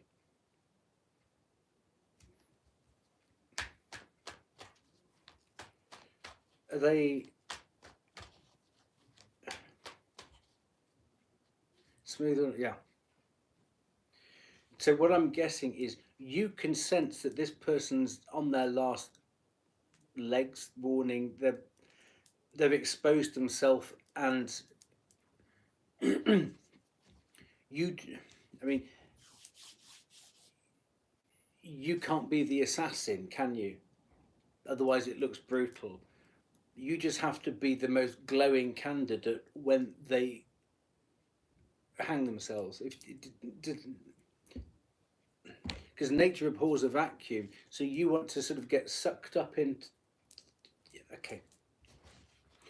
So as they topple, you want to be pulled in by the backdraft. Yeah. Okay. Well, there you go. Look, you start straight away. There you go. That's looking to the future. There you go. It looks like a safe passage. Yeah. So just you're a high vibing Sag, because yeah, you know that if you live by the sword, you die by the sword. And so if you, it would feel grubby, wouldn't it? Do you know what I mean? You can't push. Oh, I love my Sages. People think we're trouble, you know, but actually, no. Oh, look, there you are. There's your birthday. Could I say 8 of Wands? The sun's going to shine on you. Look. That's your birthday card. 8 of Wands. Look, hello. All will become clear for you. And it's almost, this is, I mean, look at this card. There is no resistance. And it's the only card that hasn't got any animals or humans in it. So it's like nature, it's natural energy. So it's almost like, yeah. Well, with the temperance thing, we're constantly checking. It's the department of checks and balances, isn't it? Have I been a bit loud? Have I been a bit this? Have I been a bit that? Because that that energy, it's pure energy, it's electricity. So we're constantly checking ourselves. Yeah. Oh God, did I say too much? Did not say being an 8-1 Sag, it's quite a responsibility. Nightmare, too much energy, but there again, people love us for our energy. But you've got the sun shining on you. So let's work with those then. Excuse me. I'm just finishing off some antibiotics for this nasty cough. But actually, you can't wait for this though, because you know it's coming. You know it's yours, don't you? Really. So what this is suggesting here is if you've got any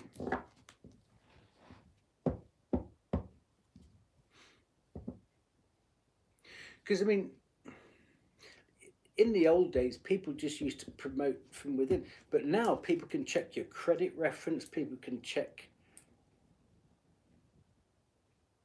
if you've got any store cards or outstanding balances or debts or anything like that, and all of that now is taken into a thing, isn't it, of if somebody is worth hiring, or any points on your driving license or anything like that. They really go right across the board. So I'm guessing what this is saying is if you've got anything, I'm just going to use the example, if you've got anything like points on your license, and you can do that thing where if you've been caught speeding, you can go to do a refresher course on your driving thing and they get wiped off straight away. If you don't do the course, they sit on your license for a couple of years or something. If you can do stuff to like sanitize, does that make sense? Parts of your life like that, which might stand in the way, they might put a few clouds in that card for you.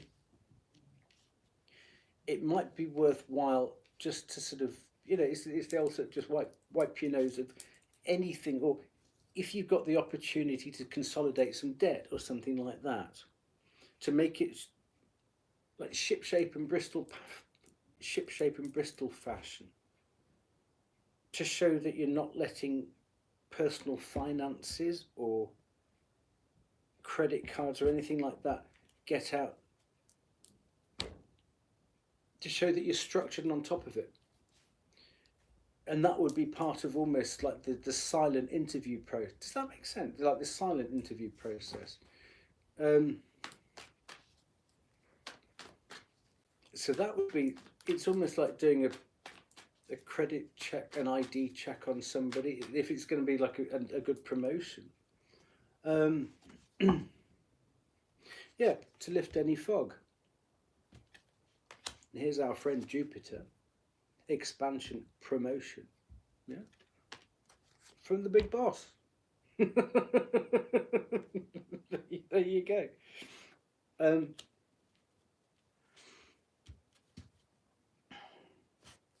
Because like you think you've done the hard work, wouldn't you?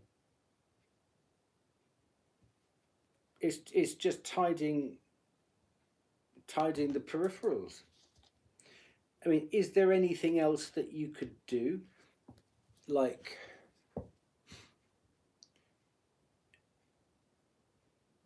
go on a webinar to learn any extra? Because one thing Sagittarians are good at is showing initiative. Oh, thank you. Is that making sense? Just tidy up around the bits and pieces.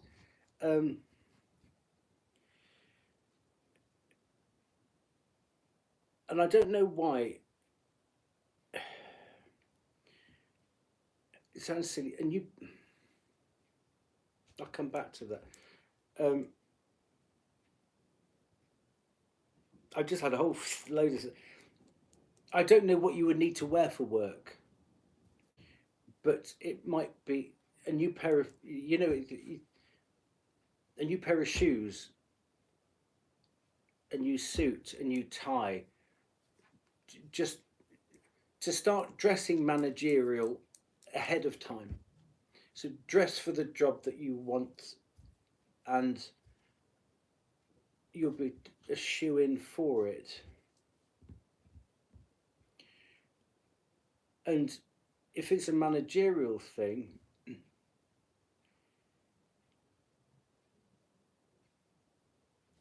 look to see, don't rely on them to give you the training for the position. If you can show that you've actually shown the initiative to do a couple of courses, even online courses, or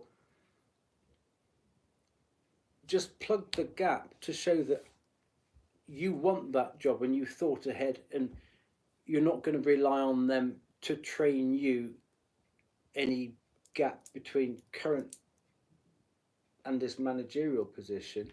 I've already done it. I wanted to do it. I wanted to know anyway. So it's to act off your own initiative, and it's mutable fire strategies, like that. So it might be a good idea to get the job description of this position, and then match it up with get your CV updated as well, and then just see where there are any things in between, and then get accredited courses to show that you've, and then not just that you've done it, but like a ski slope, you're actually on that up thing anyway. Your momentum is taking you into this position, ready for the position to become available. So that really is, it's intuition, then initiative on top of it.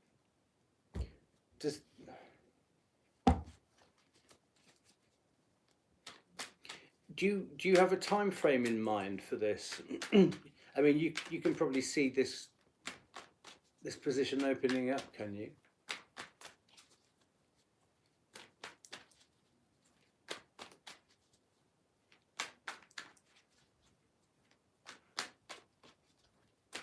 I think so. Because then what that puts you in a position for is, if judgment, there's temperance straight.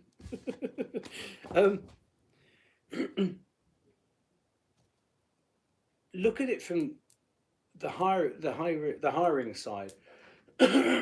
Excuse me. Will they be afraid to? Excuse me. If they don't give the position to you, will they be afraid to lose you, knowing that you've done all that?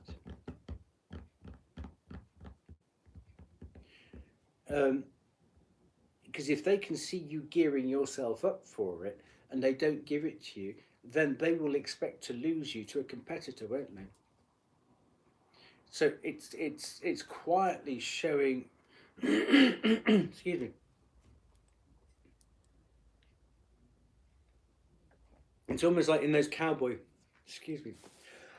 I'm just getting over a nasty cough.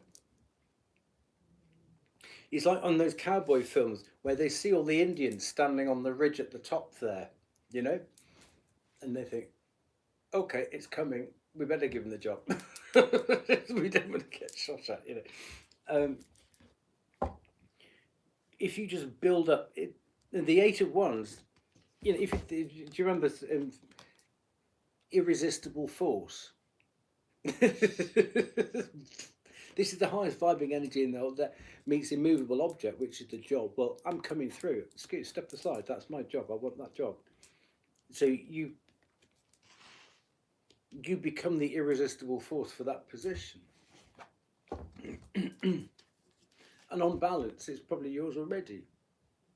Yeah. I mean, do you have a time frame for this? Do you know how long you've got? He's given the option to move down.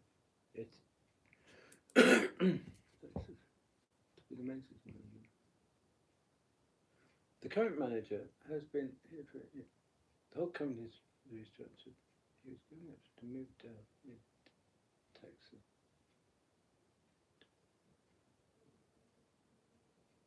Okay.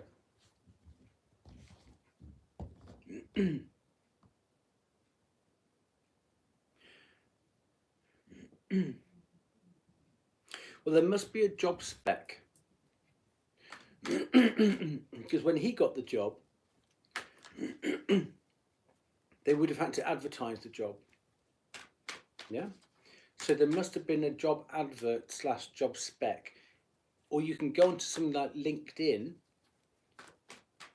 to get an equivalent job spec, or to see somebody else out anywhere, an equivalent job spec. And the requirements and the this and the that and the expectations of qualification or experience. So you need to update your CV. So basically say, I might not have the position, but I'm already doing half the work for it. Already doing half the work for it. Yeah. And I'm very competent at doing it too, Queen of Pentacles.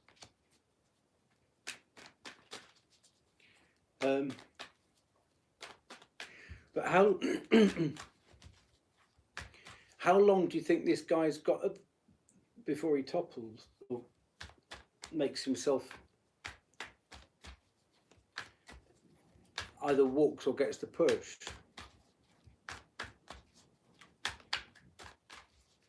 Because I get the feeling the way things are going in corporate thing, anybody who's not up to snuff is, oh, look at this. We've got King and Queen of Pentacles right there. That is about knowing your worth and demonstrating your worth. Wow. And then being Eight of Pentacles, Queen of Pentacles, King of Pentacles. This is all about worth and actually being rewarded for knowing your worth and showing your worth. Yeah, and putting the hard work in. And as we know, I mean, I'm going to get very saggy. We know Saggies roll their sleeves up and just get on with it. You know. We do so much stuff that other people don't see that we've done. Nobody thanks us for it. Nobody even notices. But oh, well, that looks nice. Oh yeah, Saggy did it. There you go. Look, you know it. Oh, but this is your other birthday card. Can I just show you this? I don't know if you know. Okay. You know your birthday card is the 8 of Wands, yeah? And then you get the King of Wands, and then you get Temperance. Well, because the 8 of Wands is the first deck in Sagittarius, and you've got Jupiter as well for Sag, but the secondary, or the supporting planet to Jupiter is Mercury. That's why, you know, the speed of the 8 is the fastest planet. Yeah.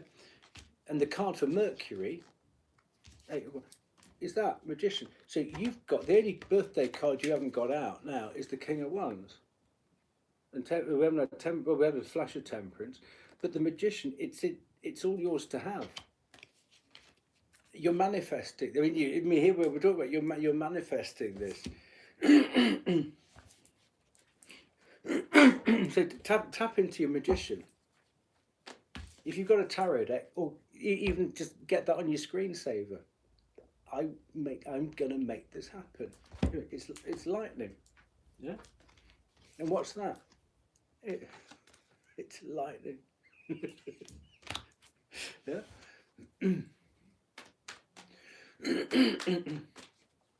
So what can you see coming up where he's going to fall flat on his? I mean, I don't like to talk plotting people's downfalls and stuff like that, but here we are. In Britain, the the end of the financial year is March the 31st. Obviously, April the 1st is the new financial year. Is that the same in America? Are they going to be having a financial review at the end of March? Because that oh look, 10 of Pentacles. Well, you've had the King, the Queen, the 8 and the 10. Wow. So you might have let's see, I mean, if they do a time and motion and cost review at the end of the financial year.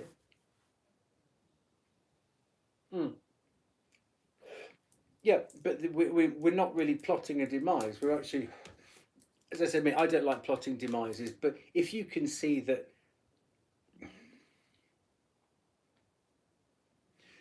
a rotten branch is going to get cut off a tree because it's rotten, then you can be positioned right to be in the right place at the right time.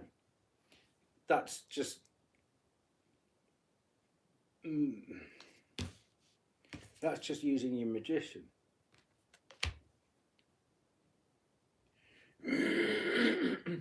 Fiscal end is the first thing. So like January.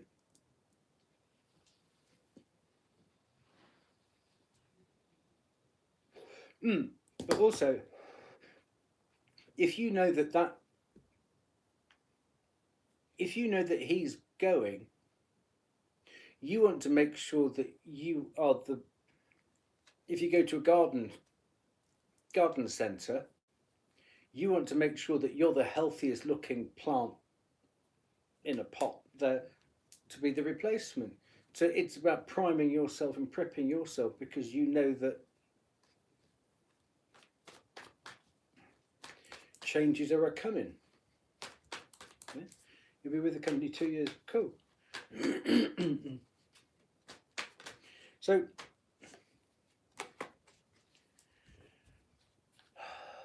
I'm just trying to think how we can frame this now, because now we've got it out in the cards, we've sort of thrashed it out. It's how to frame the question. And we've got a lot out sort of already. And hopefully this isn't all stuff you already know. Hopefully there have been some good ideas. Yeah, go to something like LinkedIn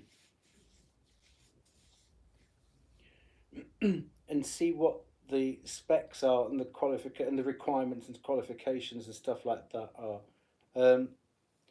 And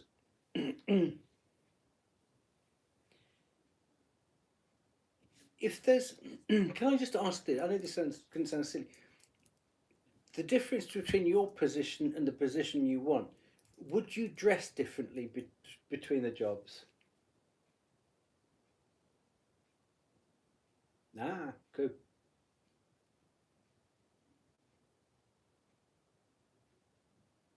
Did they take your ideas on board, but didn't give you the credit for it straight away?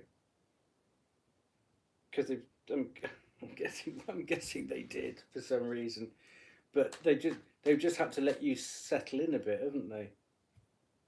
Yeah, because you went in as Sag, didn't you?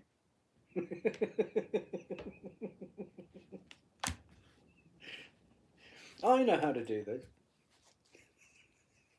Just watch me. It's okay. You can trust me. I'm Sag. And everyone's like, who's the new broom? Yeah. Bat out of hell. Yeah.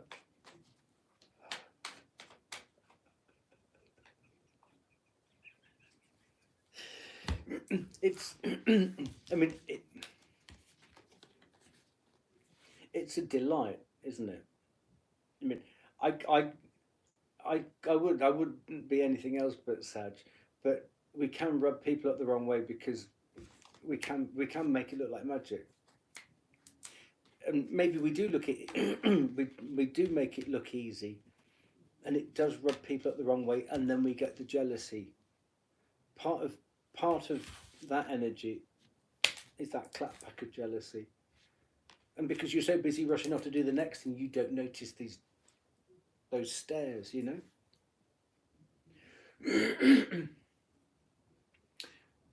They like everything I've done. Yeah, cool. Then I think it sounds like, yeah, you just had to show that you weren't a flash in the pan. You've had to bed in a bit. So yeah, what I was going to ask was, is there a would there be a different dress code between what you're doing now and where you want to go to? For some reason, I keep getting it's the clothes. So if you start, obviously you can't dress for it immediately, but start making your way up to that. And I don't know if that's important.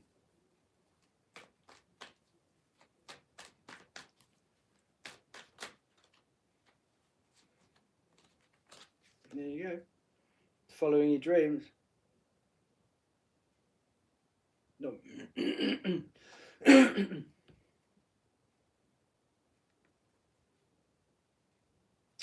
Oh, were you the one who called me Phil Collins before and thought it was funny?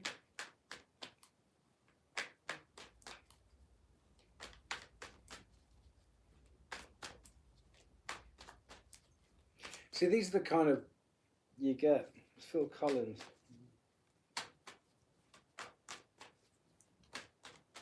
There you go.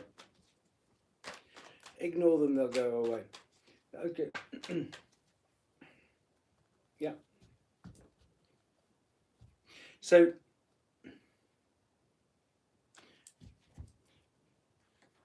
let's just go back to this thing. Your actions must be especially honourable and unselfish. You are in a situation of responsibility requiring you to protect the well-being of others, honour and duty. So if that, excuse me a second.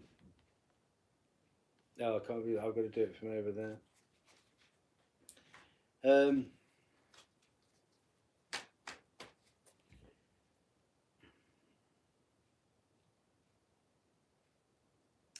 Is there something else you can do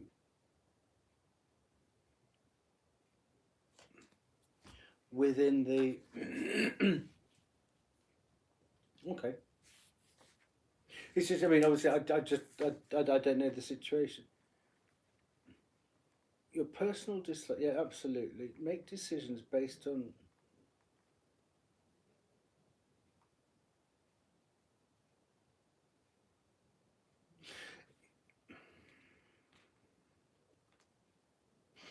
Is there any, and I don't know why I'm getting this, but is there any kind of, and I'm not saying trades union type thing or union membership or anything like that, is there any thing that you can suggest? I think you've hinted on it here already, like a time and motion study, or you can bring, if you look at your position and everything surrounding that, can you say, look, you probably haven't noticed this, but there's a blockage here, actually, and this doesn't make sense. You could save money if you took that function away from that person and gave it to them, and then gave that person and swapped a function over, and actually it would work. Is that what you've already done? Is that what I'm seeing now?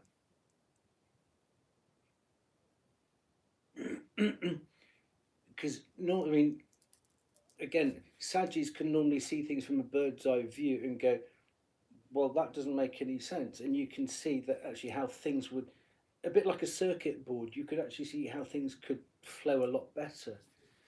Is that what you did here? I showed the previous manager what tree maintenance should do and look like. You've already told you've already told him how to do it, haven't you? Is that what I said? They had a restructuring, yeah. So what I'm getting from this is everybody after, I mean, no restructuring goes smoothly. Change needs managing.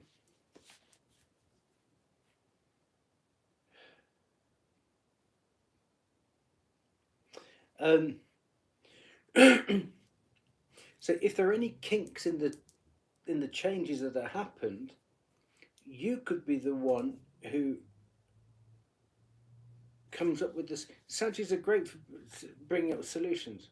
Well, why don't you do that? Well, you've already just changed something. That all these changes have worked, but there's a little sort of kink in the system there, which just it's ruined the flow. Do you know what I mean? And it seems like you've already touched on that, but you could bring that and show that you've already done this and have that ready. I don't want to say like conflict resolution, but you know how people go, oh God, it was always so much better before they made those changes. It's about finding best fit.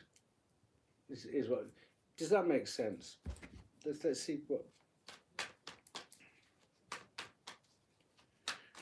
Because that would be the added value that you would bring into.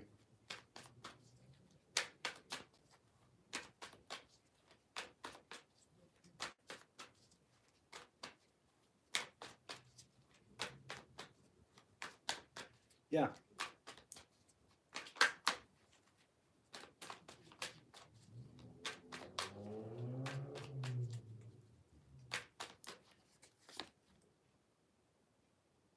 Yeah. Yeah. That's bringing it together, making a choice to bring it together. Who is this idiot?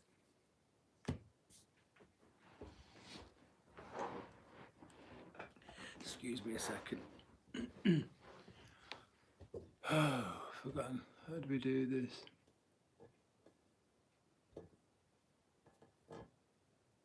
We just report them. Twat. Okay. So we get rid of them.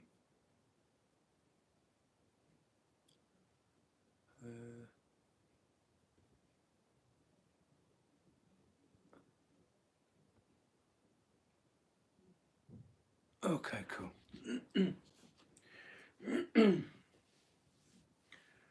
Have they gone?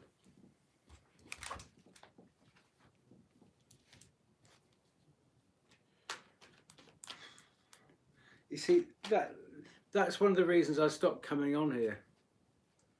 Because you just think, really, have you got nothing better to do on a Saturday night? So let's get some cards then.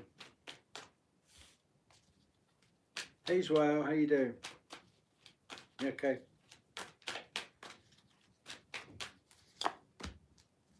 You got this judgment card out. Wow. I mean, you got the 2 decision cards here.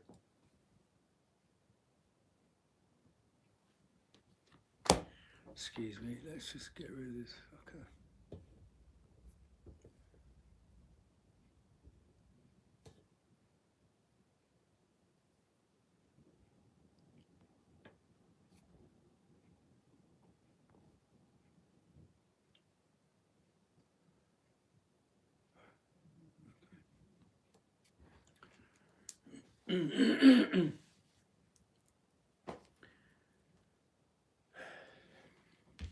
So we got the 2 big decision cards out here. So yeah, and it's a happy thing. And you're showing your intuition. But look at this. The 10 of Pentacles, 10 of Cups, King of Cups.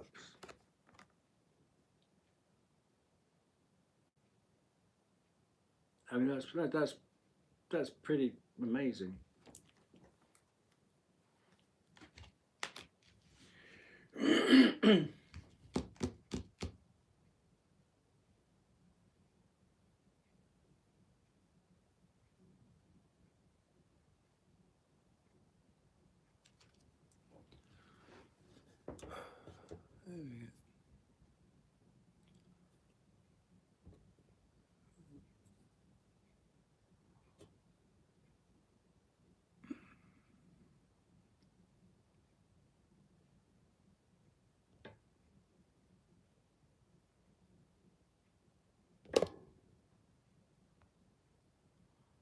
Oh.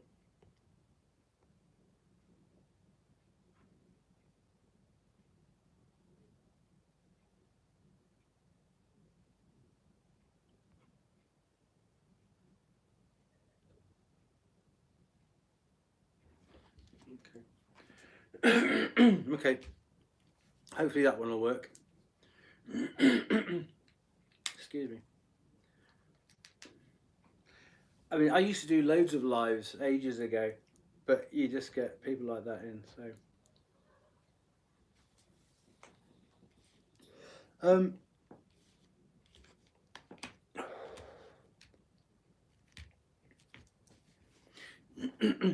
Would you like another healing, or would you like a magic? It's not magic, it's just like the magic of the Celt thing.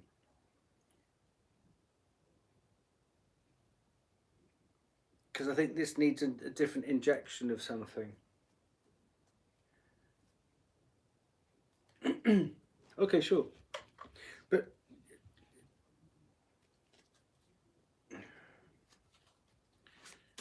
just say stop when you want the card. This idiot's going to keep coming back.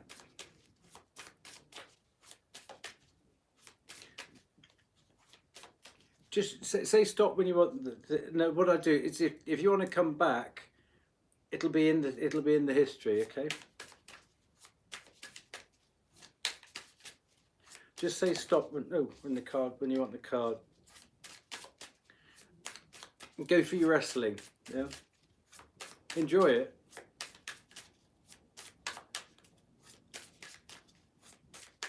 But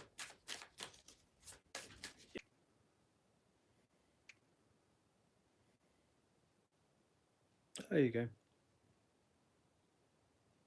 You're a special kind of person, aren't you? Hmm? You really are. Hmm?